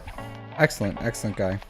Excellent character. Even low gear. Low gear, you just slap a Zeta on him, and he's super useful. Like, he does exactly what you need him to do, even at low gear. Once you start working on JMK, you'll take him to Relic 7. But you don't, you really don't need to, like, build him up super high. Alright. Go.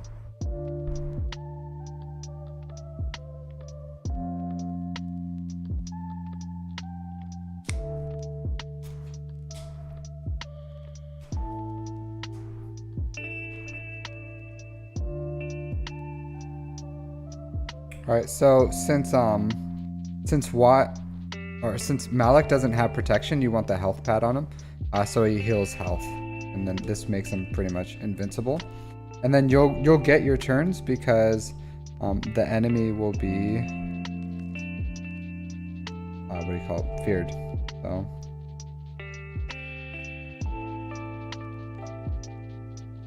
I keep Malik in here because he's not like the best for this. Because I could use a different tank, but if I didn't use a different, or if I used a different tank, I would never take a turn because they would just run a turn meter train on me. So that's why I use this this specific team. I don't put a weapon mod on them because then they're going to, what do you call it?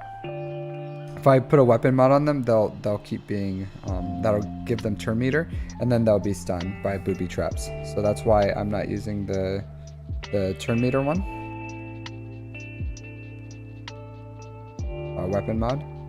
So just because I don't want them to keep gaining turn meter. Excellent, yes, that's what I'm looking for. I actually want them to raise Paplu because I'm just trying to farm kills here. So I just want as many kills as I can possibly get.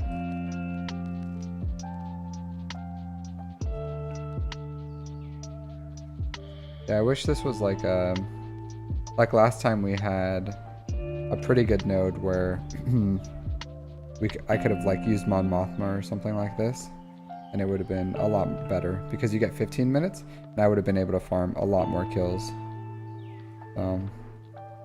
But sometimes, you know, can't always get what you want.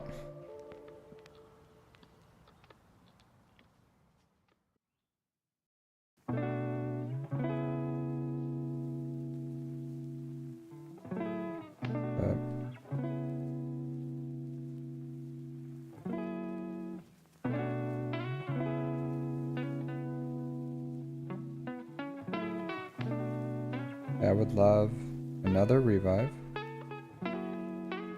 I wish C-3PO would come out of, oh man, he stole one from me. I can do it again. Stop it, Malik. Stop it. Got my turn meter here thing going.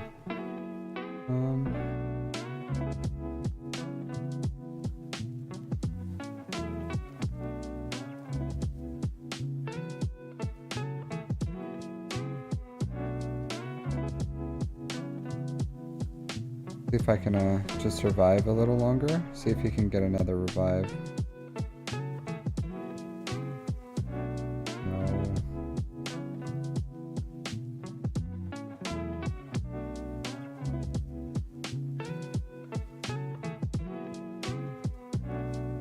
Yeah, I have to do it. Because if Malik goes, he could just get the kill, and I just lose a kill. I didn't get 5 there, but yeah. Sometimes you just gotta do what you gotta do. Slowly. I'll slowly earn these. I have, like I said, I have so much time. I can get these. I can get these, and I can get the first order ones. So I'll come back tonight, and then try to get some more kills done.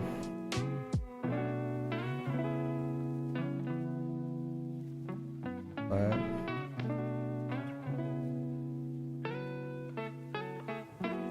see how many more first order ones I have to do.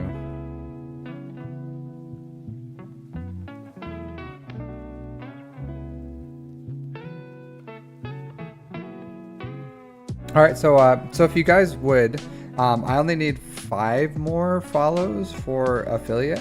So I'm trying to get affiliate. So if you guys haven't followed yet, I would greatly appreciate a follow. That would definitely help the stream. It's free, and it allows me to get affiliate, which is a goal of mine. So that would be great. I would greatly appreciate it. I don't know. Like, I could have had people follow me, and my notifications aren't working, so I have to work on my bot to see like what exactly is going on with it, because it's not notifying me. So, and that's super annoying. Yeah, because it's supposed to like come up in the center of the screen and say like, oh, so and so followed, you know. But it's just it's not doing that, so that's extremely annoying. But I do appreciate all you guys hanging out with me. It's been I love doing this. I love streaming. Even the chill streams where I'm just hanging out doing some PvE stuff. I can't wait for not tomorrow, but the day after tomorrow. I can stream my Grand Arena, so that'll be fun. So, and then up pretty recently or soon, I'm gonna start pushing out like a mod series. Are you guys interested in like a mod series? Because I'm trying to make something like where you guys can realistically be like, and I don't know exactly how I want to do it, because I'm thinking about doing one where it's like, okay, here is mods. This is like what mods are at a basic level, and then like here's how to farm them.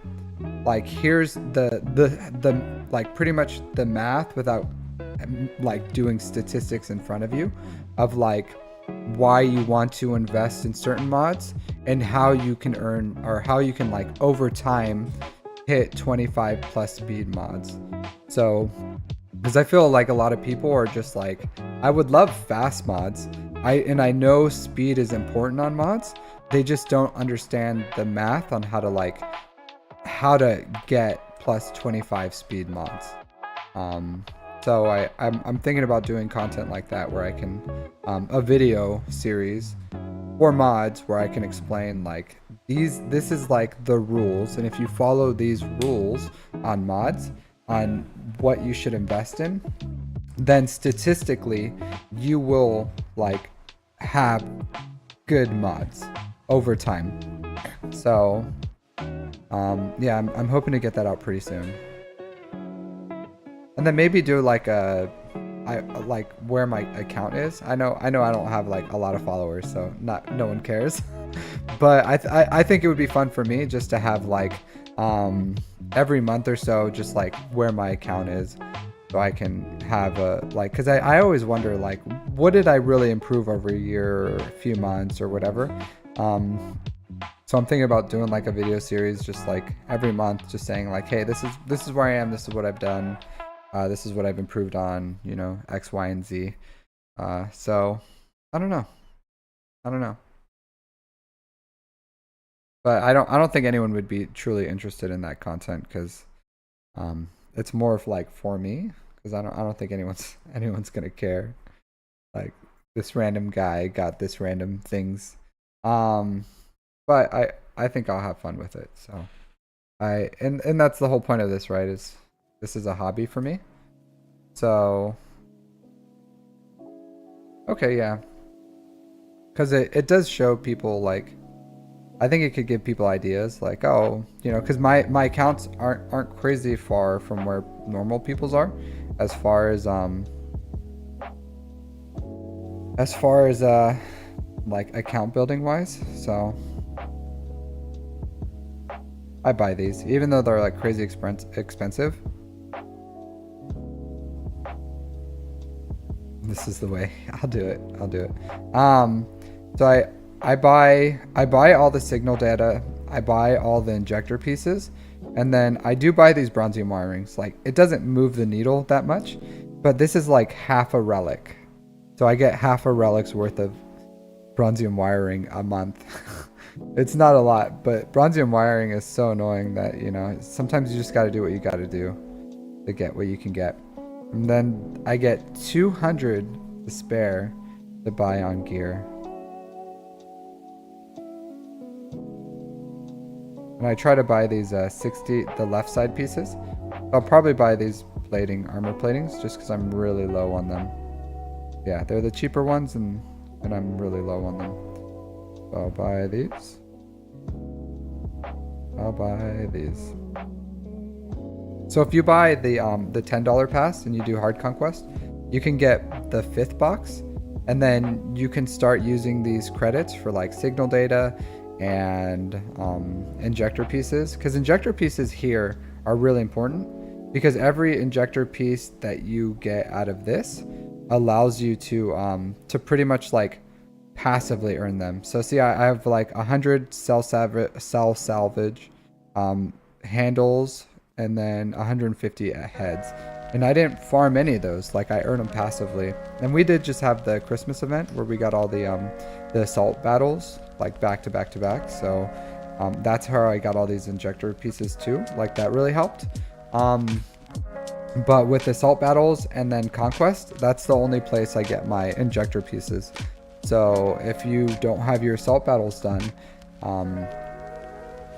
this is a good way to get them. But the goal is to make this a passive income, so that you don't have to waste your energy farming these injector pieces, and so that you can continue farming your Kairos and your bronzium wiring, because farming 50 of these is 50 Kairos that you could have had, and however much bronzium wiring you're giving up. So, you know, my recommendation, take it, leave it, whatever. But that's what I always recommend. It's a good way to go. I think it's a good thing to aim for, is to make that farm a passive farm, so that you don't have to worry about it. All right, where's the chat? Okay, so I'm gonna do one recorded, maybe 2. I don't know. I'll see how I feel. It's still pretty early for me. It's like 2:46 in the afternoon, so I have plenty of time. So I'll probably do record some Reddit, what do you call it? Account reviews. Since not a lot of interest. I do know that there's the I think the Gambit podcast or something is going on right now, so I can understand where a lot of the because the Zareth is a really big streamer. He's in there, so I understand why people would be watching that live. But not a lot of people on here today that are interested in, like, my usuals, my homies, my homie G dogs, like Randy and Savage, my Macho Man Randy Savage, hanging out with me. I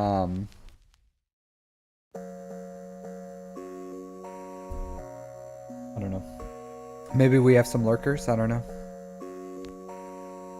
Yeah. I told you it's gonna get real complicated in here. Real complicated in here, because I have 2 Macho Man Randy Savages. Yeah.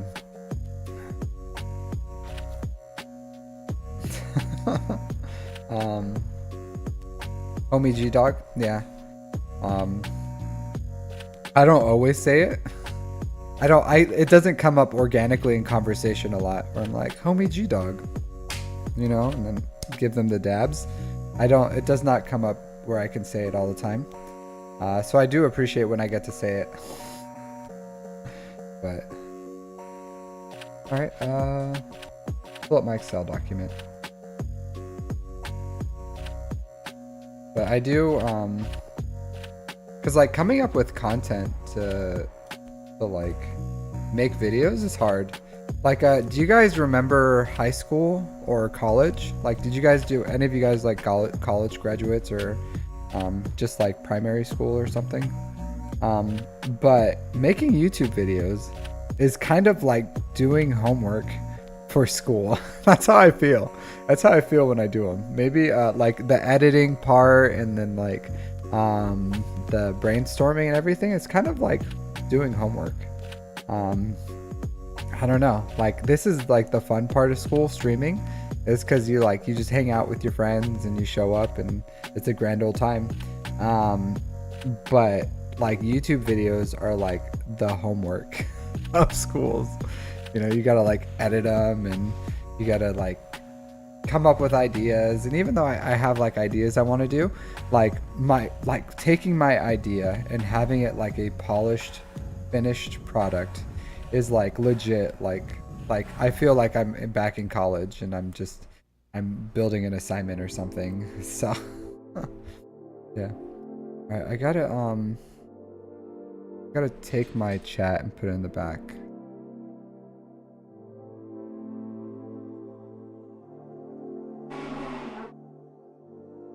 I'll put it down here for now. Okay. I can still see chat. You guys just can't see chat. Sorry. You're chatless. While I record this video real quick. Get a stretch in. You know, in Japan, they do like exercises. No matter what the job is, they do like exercises before the workday. Like, that's just like what they do. They'll just like all get together. They'll listen to some music and then just like do some like exercises just for like their health. They're very healthy society.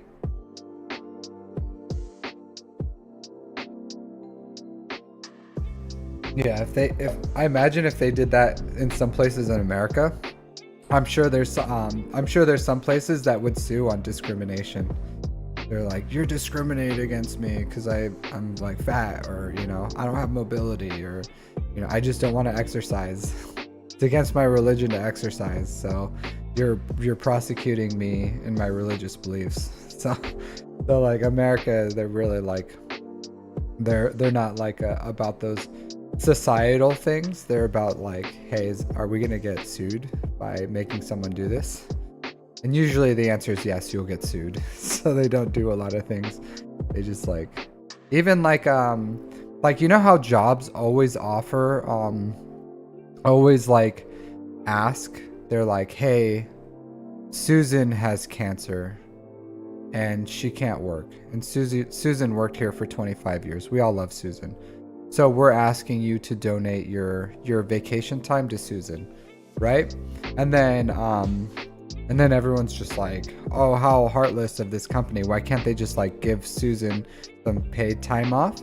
And they can't, because then it's like favoritism, and then someone else can get cancer. Like if someone started a job and then got cancer, and they're like, well, I'm gonna sue you because this employee who had cancer, like, or I had to work and I had to take like unpaid time off because you know, like no one donated my leave, and you guys didn't give me any paid time off.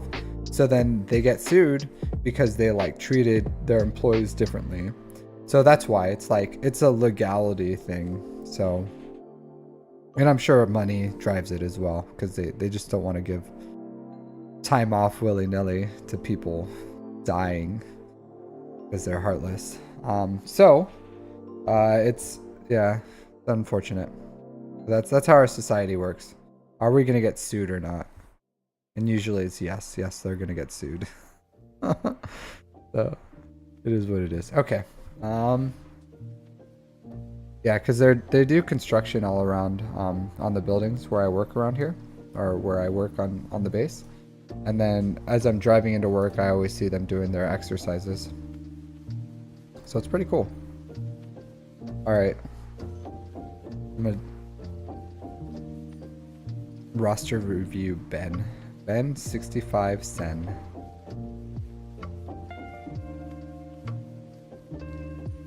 I don't know what I'm gonna do once I run out of roster reviews.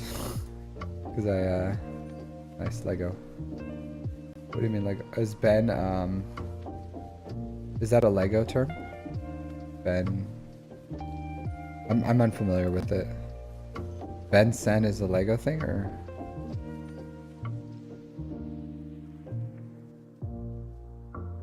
Yeah, I'm not too worried about it. I appreciate. I thought I was gonna be hanging out by myself on Twitch the entire time when I started this. I was like, oh, I'll just like, and I thought about it too. I was like, legitimately, when I was thinking about doing this, and I knew like when you first, because it's only been like 10 days, which is an insane amount of time I've been doing this. But when I was starting, I was like, I'm just gonna go on Twitch and I'm just gonna talk to myself. And that's what they tell you, because I like researched some videos on like what you should do, and they're like, you don't want to be a zombie. You don't want to just be sitting there zombieing out a video game, not saying anything, not talking to anyone, even if no one's there. It's like, because someone's gonna like turn on your stream and you're just gonna be like looking at it, you know, just like click, click, click, click, click, click, click, click, and then you're not going to be talking to anyone, and then they're going to be like, I'm not going to like sit here and watch some guy just like look at his screen. That's not fun. So yeah, so they're like, you need to talk the whole time, regardless of if someone's actually watching you or not. And I was like, how am I gonna like sit here and just talk to myself for however long I'm doing this, you know? I was like, how am I gonna do this? I was like, that's like a ridiculous requirement. I'm just gonna sit here and be like, all right, I'm a basic here. All right, I'm a basic here again. All right, I think it's good to basic here once again. All right, this time I'm gonna use the first special. You know, I was like, I don't know what I was gonna do. I was like, I don't know. I'm gonna come on here and just like riff what I'm doing, just monologue.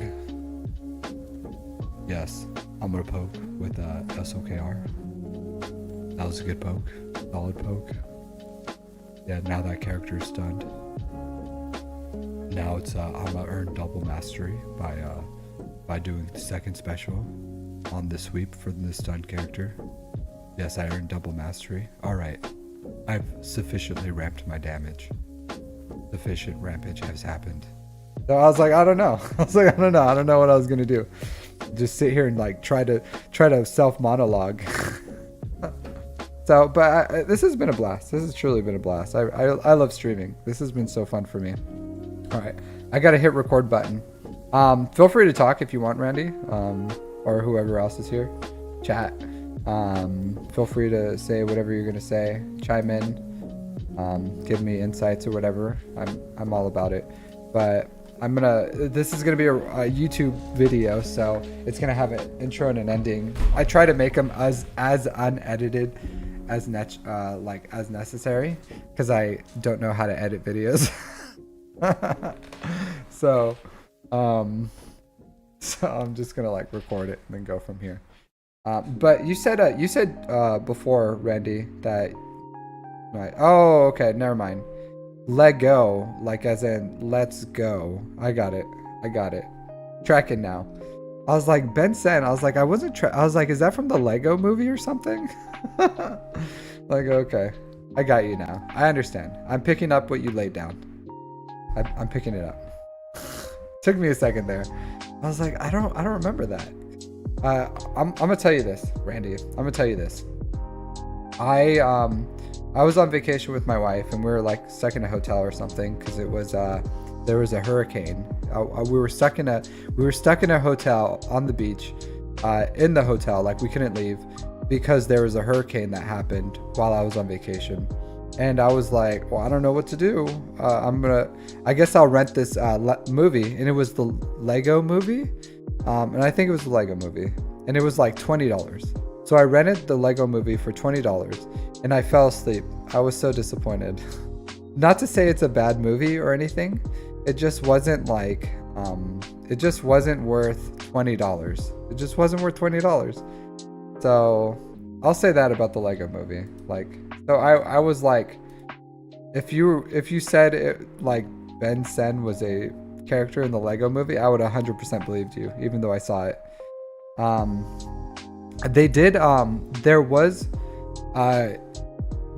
a time when they made the entire Lego movie an ad for YouTube. So you could like, as you watched a YouTube video and then you clicked it, it would just play the Lego movie. And then you could just sit there and watch the entire Lego movie as an ad. The entire movie. So some people have watched the Lego movie as an ad on YouTube. It's just, I don't know why. They just did it. Like they advertised that way. So yeah, it happened. Someone did it. So I think, of course, whoever produced the movie, but I don't know. I don't know why they would pay to like advertise that movie that way, but it happened. All right. Gonna start recording. Getting out of Lego movie time. All right. Also never went to Legoland. I lived 15 minutes away from Legoland in California before.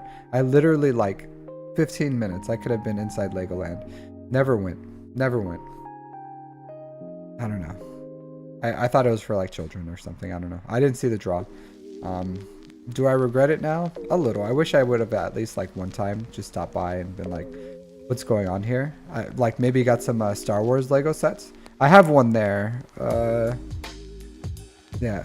Let me get my finger right. Okay. Yeah. So that Lego right there. So that's a Lego my wife got me, the Boba Fett head, like on the tip of my finger. It really isn't. It's 3D effects.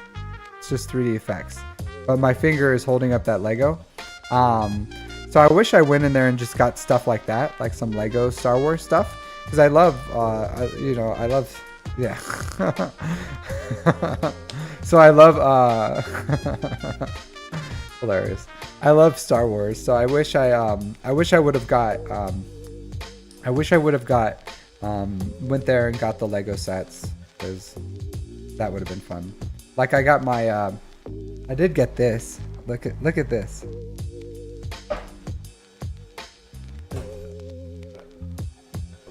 Yep. I got this bad boy. From Disney. So the Dooku lightsaber.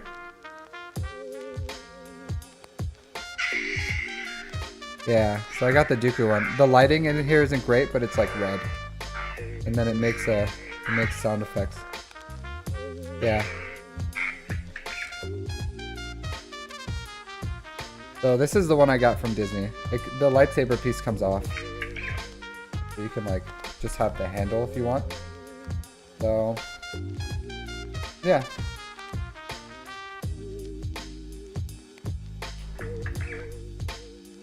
So I keep it. I always stay strapped. Just in case.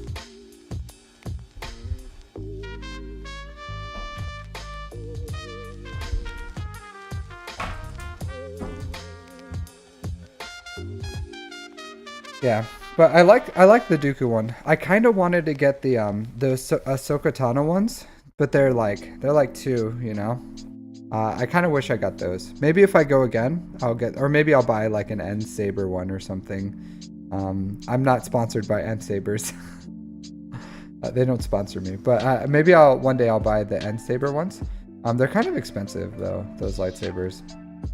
I feel like one is enough, but I do love the Ahsoka Tano ones, the main and the, even because when I played the KOTOR Knights of the Old Republic, I always like dual wielded. So I had like a primary lightsaber and then the tiny lightsaber in my offhand, and that's what she has. So I have like that that connection to dual lightsabers. So always loved them. All right, gonna record this. All right, everyone. So we have Ben Sen here. Ben Sen is with Hate Nomads. He's 10 million GP, so a massive account here. 5.7 in characters, 4.3 in ships. Already, I'm liking that his ship's GP. I think it shows that this player puts in the work.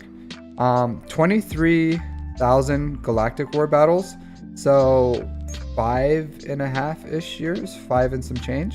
All right, so already just from his arena team, it's stacked. He has Lord Vader, Third Sister, Terran Malicos, Maul.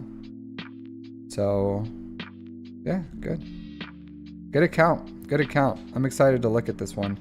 And Leviathan. So, and this guy is getting, this player is getting some excellent fleet placement. So if he's 4 right now, I guarantee you he just does his probably 1 attack or 2 attacks and gets first place in Fleet Arena. So this player is doing it right. All right, so 6 GLs that I can see at the top. Do you have any hiding? Do you unlock one recently? Nope, 6. 6 GLs, Third Sister, Malgus, Radis, so probably got the Profundity. You got Trench, invested in Trench. Just saving that in your back pocket, just in case it becomes a capital ship pilot. Jedi Knight Luke Skywalker, Starkiller. Looks like you have an UFU team running. You got Dad Bod Boba. With 3 Omicrons. Are you a territory war guy?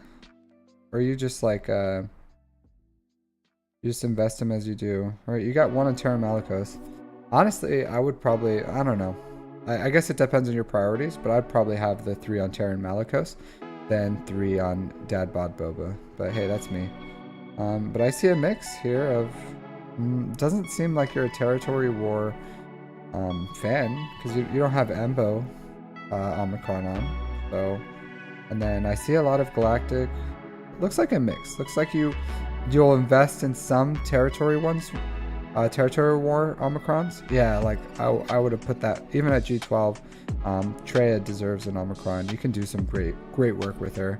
I think that's a missed opportunity right here. Honestly, a missed opportunity. Massive account, wonderful account, massive account. But there's always room for improvement, right? Always room for improvement. And I think that Territory War Omicrons on Dad Bod Boba could have. Maybe you didn't need all 3. Maybe you could have put 1 on Traya. Maybe. But there's always the future. There's always the future, Ben. And I think in the future, you should Omicron that Traya. Even at Gear 12. A great Omicron. Alright, let's see what these mods are looking like. So your fastest character, Lord Vader. It's your arena team. So not surprising. Looks like you have it modded well. Protection, solid. Some offense. Crit damage. Speed. Yeah. Excellent speed substats. Alright. This guy does the work. Farms the mods. Farms the ships. This is a contender. This is a... man, 180 on JML. Honestly, to be completely honest, I'm not loving this. I'm to be 100% with you, Ben. 100%. I'm not a fan of this. What's going on here? Protection. I would like some protection here, and I would like R9 on JML. I think you're probably getting good use out of JML. 96k protection is fine, but you can easily, I think, with your modding ability, I think you can easily get this to like 150k protection at least, and that JML will be singing. But in the meantime, I'm sure this is doing some work for you. I'm sure 580 speed is lightning fast for JML, so Just a recommendation. You know, you can take it, you can leave it, pick it up, drop it off. But I think, yeah, I'm a fan with like JML and C. I'm a fan with protection primaries on C and health primaries, protection primaries on JML and health primaries on C. Personally, I don't think the losing out on, you know, a 6 to 8 to 10 speed for 16% health or 24% protection is a bad trade-off. I don't think that at all, especially at GLs where it's not like super moving the needle of losing, you know, 8 to 10 speed for having a primary arrow. Okay, yeah, well modded. Ray, looks like you went all health. So let me see, all health. Yeah, health. See, you do it with Ray, so I know you understand the thought process behind it, and maybe you maybe the speeds are important for you for something you're doing with them, but I do think having you know, some primaries on them for protection and health would boost them a little more than they are now. So in that R9 JML, I would not hate it. I understand when you don't have all the GLs or all the things you want to like go towards the next one. But I think JML is a character where you can just put that one relic level. Honestly, that one relic level will slow down your bronzium wiring farms because you don't need bronzium wiring for R8, R9. So if you take just like a little bit of break to farm some signal data and the relic material to get JML to R9, that little break can give you just a little bit of ease on that bronzium wiring, which will help you, you know, just gather up some bronzium wiring so it's not such of a huge grind. Just, you know, just something to think about.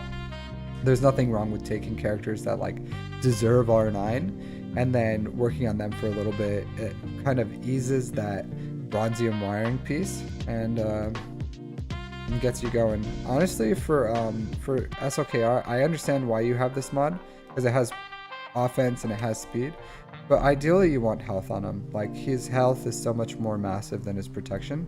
I would say health primary if you have it with but you know, I don't hate these mods. I don't hate them. They're good.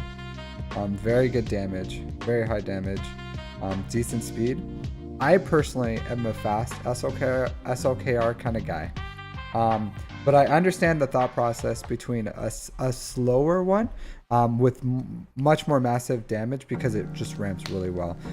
I would say if you're going against Leia and you're using the N3s and you're using SLKR and Terran Malicos and crew, you're going to want a fast SLKR with the speed set, and you're going to want to stun Drogon right off the bat. So that's something to think about if you want that in your back pocket, because a fast SLKR can work just as well as a slow high damage SLKR, and I think it gives them a little more functionality of being able to like go out there first, stun someone, then start ramping his damage, and you know. But that's my recommendation. A lot of players are already invested, and once they mod their GL, they kind of like don't touch those mods again. So if you're happy with what your SLKR is doing and you modded them and that's just where you're going to have them, this SLKR is going to do a lot of work for you. But a fast SLKR will open up that 3v3 counter for Leia when you already have Terran Malicos. So yeah, just something to think about. Food for thought. All right.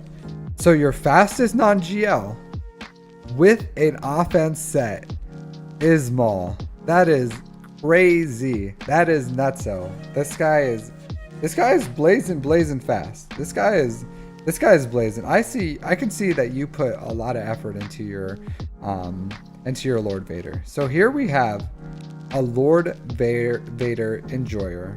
Like, some people may say Lord Failure. Not you, Ben. Not you.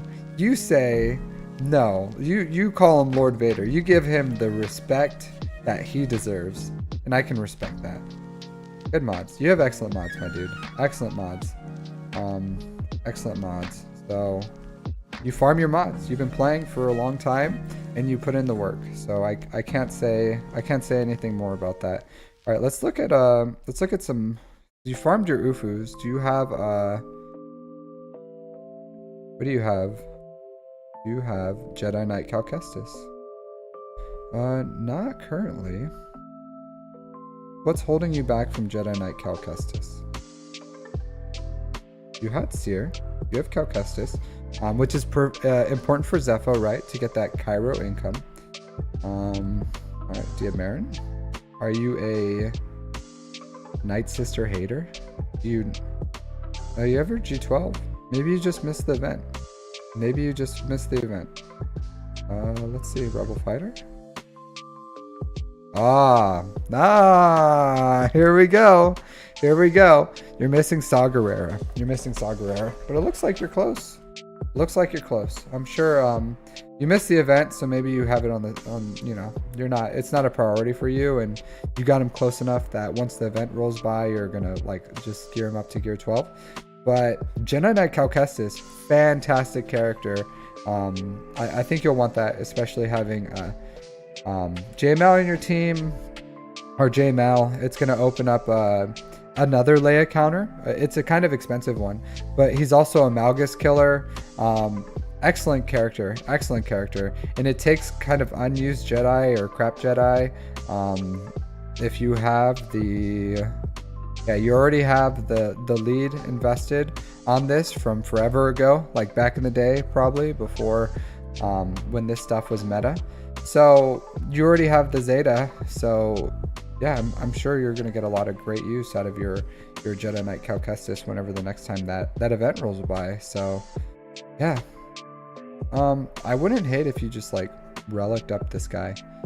I know he's not like, you know, he's kind of old news, but when you're kind of building, especially now that you're going to have Jedi Knight Cal Kestis soon, and then you'll have Jedi Knight Luke, and you'll have Jedi Knight Revan, and you'll have J and Mal, and then JMK, and Gas, and all these, and Qui-Gon Jinn, and you're kind of like breaking up your Jedi, and you're trying to like maximize your use. Having things like a relic Kiada Moody, a relic Jolie Bindo, these things are gonna help you just have that flexibility and that depth of Jedi to really like have a great all-around team, and then be able to use Datacrons for them. So you know, like whenever you get the bandwidth, feel free, like get these characters up and running. I see you're like Juhani. Juhani would really elevate that Star Killer. Maybe it's not important to your guild, but if you're looking for a good Territory War Omicron, I would also recommend that one. That one gives a lot of, pretty much elevates Star Killer to if the same, if not greater, Grand Arena character for it. So that's another opportunity here that you have. Let's look at your Inquisitors. You invested into them. You helped. So you're not a third sister leech. You got the you helped acquire her. So good job for you. You went full all in on her. You R9'd her. So you're not against R9ing characters that aren't requirements. So I would say, hey, maybe that JML is another opportunity for you. So something to think about. Health, offense. I always see a mix of health and offense. I'm sure this is doing great things for you at R9. So over 308 speed. So excellent mods, my dude. Excellent mods. Excellent account. I do want to check out your ships. Excellent. Here, everyone, if you're watching, just give me a golf clap for Ben. We have the Executor, we have the Profundity, we have the Leviathan, all at 7 stars. Negotiator, you're Lord Vader Enjoyer, so I hope you have your fully up and running Galactic Republic. Yep, Marauder over here, 7 stars. Excellent, my dude, my guy, Ben. You're singing my song. I'm singing you praises. Love your account. I'm loving your account. Love everything about it. Excellent. Excellent.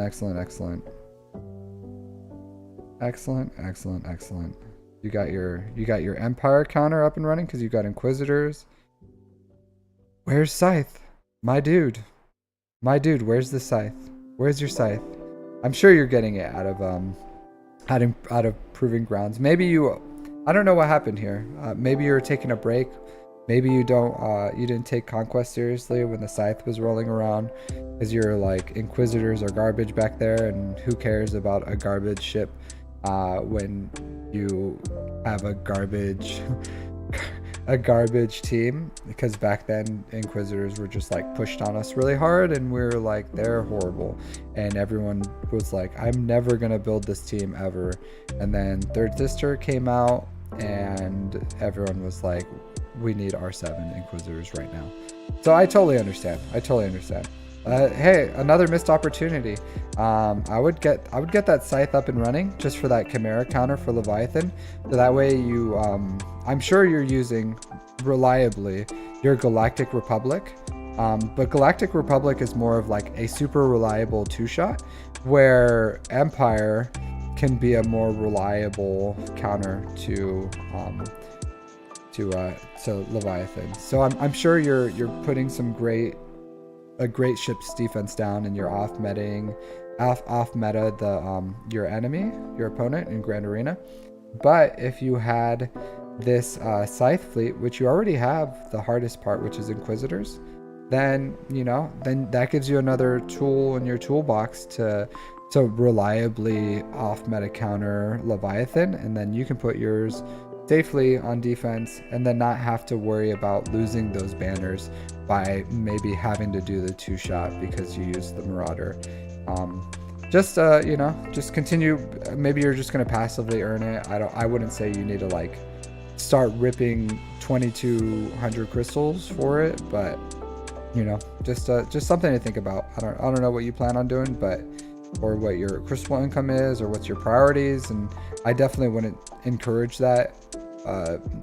You probably get red box for conquest anyways without needing to buy the pass, so you're just going to passively earn that scythe because honestly you're comfortable, right? You're Gucci, you have what you need. You're able to put meta ships on defense, and you're probably taking the meta ships on offense, and that one scythe isn't moving the needle one way or another. But I'll say once you get it, it's going to help you with that reliable Leviathan counter, and that's going to elevate your roster here. So other than that, let's see what you're missing. So you got C. So I know you're aiming for that red box now, because you want that sweet Darth Bane. Don't we all? For that rule of 2, just to elevate Sith Eternal Emperor and take him to his throne of greatness that he's gonna now have on offense.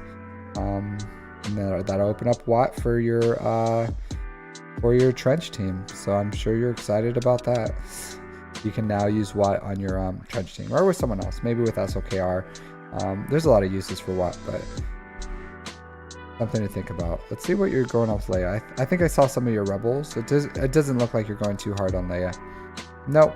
Yeah, it doesn't look like you're going for her at all. Maybe you're like slowly farming the shards. I'll say this: she's an excellent GL. She's an excellent character. She's the meta. She's the top of the meta. Even once her Datacron is gone, the Drogon Cron, I guarantee you on offense, she's still gonna reliably beat everything. So, something to think about. Because you already have Lord Vader. That's usually the last GL. So, yeah, Leia. What else? Jabba. Yeah, what's up with your Jabba? This is a big missed opportunity. I'll say this. Your account is excellent. You farm your mods. You farm your ships. You have GLs.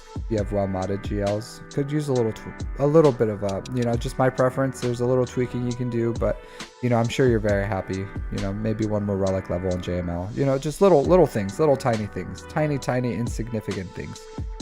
But Jabba is a powerhouse. He's an excellent defensive GL, excellent offensive GL. He is amazing in territory wars. I understand now why you don't have an Omicron on Embo. It's because you don't have Jabba. But excellent character, and that mod income that you get from Smuggler Wars Run 2 is worth investing in Jabba. So once you finish what you're doing and finish off Jedi Knight Cal Kestis and whatever else you have your priority, I would say like get this Jabba team up and running. It looks like maybe you're working on them a little. You got Bush Leia up and going. So maybe you are, maybe you aren't, but I would say missed opportunity here. Missed opportunity. I would say, if I could say anything, this is where I would go. Like, I would be going for Jabba over Leia. Honestly, over Leia, I would go for Jabba. But hey, my recommendations. Excellent account. I really enjoyed you allowing me to look at it. Great account, great mods, great ships. You're doing a great job. So thanks for letting me look at your account, and have a great one, Ben. And Happy New Year's. All right, excellent account, guys, right? That thing's like, this guy's a solid account. Solid account. Yeah. Honestly, when I look at these accounts that are just like so beyond my account, that, and of course I know what I would do with it, and that's what I think about. But I feel like a little disingenuous to be like, your account's much better than mine, but here's what I would do to make yours better. You know, it's like, what? Maybe they're thinking it, maybe they don't know. I don't know. It's unfortunate I don't have the dedication to my hobbies as much as these people do, because I wish I could have all the things so I could like reliably tell people, hey, this is what I would do, and then they would be like, well, you have all the things, so you know what you're talking about. But I do legitimately know what I'm talking about, but it's hard for me to be like, you know, for me to feel like I have the street cred. You know, like, what is this guy saying? But excellent account. Yeah, he doesn't. It's interesting that he R8'd all his GLs, but R9'd Reva. That's interesting. We just have a Reva lover, you know? But a good account. I like it. Alright, so if anyone joined me, as I was drooling over Ben, we're just doing account reviews. So, well, Darth Revan is R9 for, because it's a requirement for Leviathan. So, to get Leviathan, you have to have R9. Yeah, so I have an R9 Darth Revan and an R9 Malik. So there's 3 requirements for R9 right now. There's Radis, Malik, and Darth Revan. So like, he R9'd Malgis, which is an interesting one too. So I would have R9'd JML before I R9'd Third Sister and Malgus. Third Sister is a great character, but I think you could do everything you need with her at R8. But this guy just, I think, goes all in on Lord Vader, and he's just like a dark side lover, I think. I think he just goes where his heart takes him, and that's why he's doing what he's doing. If I had to guess, because sometimes I try to like understand what, just like looking at an account and then trying to paint the picture of what is going on in someone's mind and why they make the decisions that they make. But, you know, he also R9'd Gas, so I don't know, you know. Interesting R9s. I personally wouldn't take those 3 over 3 GLs. Like, I would have R9'd JML, I would have R9'd Lord Vader, and I would have R9'd Rey before I R9'd Gas, Malgus, or Third Sister. Personally. But I'm not going to tell that dude that, because, you know, like, what am I going to say? Like, rip those R9s off your characters. Like, you know, like, the dude already invested in it. You can't unclick a button. So, there's no point of even bringing it up. Like, no point of even bringing it up. And it's just, like, disingenuous to tell someone to like, I would undo something that you have done, because there's probably perfectly viable reasons why they did it. Maybe they love Clone Wars, they love, you know, the General Kenobi show, and they love SWGOH. I don't know. Maybe they love those things, and that's why they invested those relics because they want to like play with those characters the most from those. That's what they like, you know. So and there's nothing wrong with that. Nothing wrong with that. Because you gotta find enjoyment in this game. You gotta find a connection, and if you enjoy certain things or you like certain things, then you know, then that's what you gotta do. That's what you gotta do. So there's nothing wrong with enjoying certain things, and then I mean, you don't have to do that. So I'm all about that. About my volume mixer.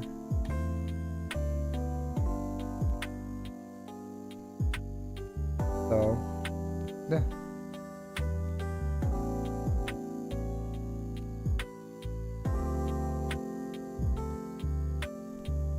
Alright, so what do I want to do now? So I may just call it, because I recorded my video. I kind of ran out of things to do. I don't want to record all my videos.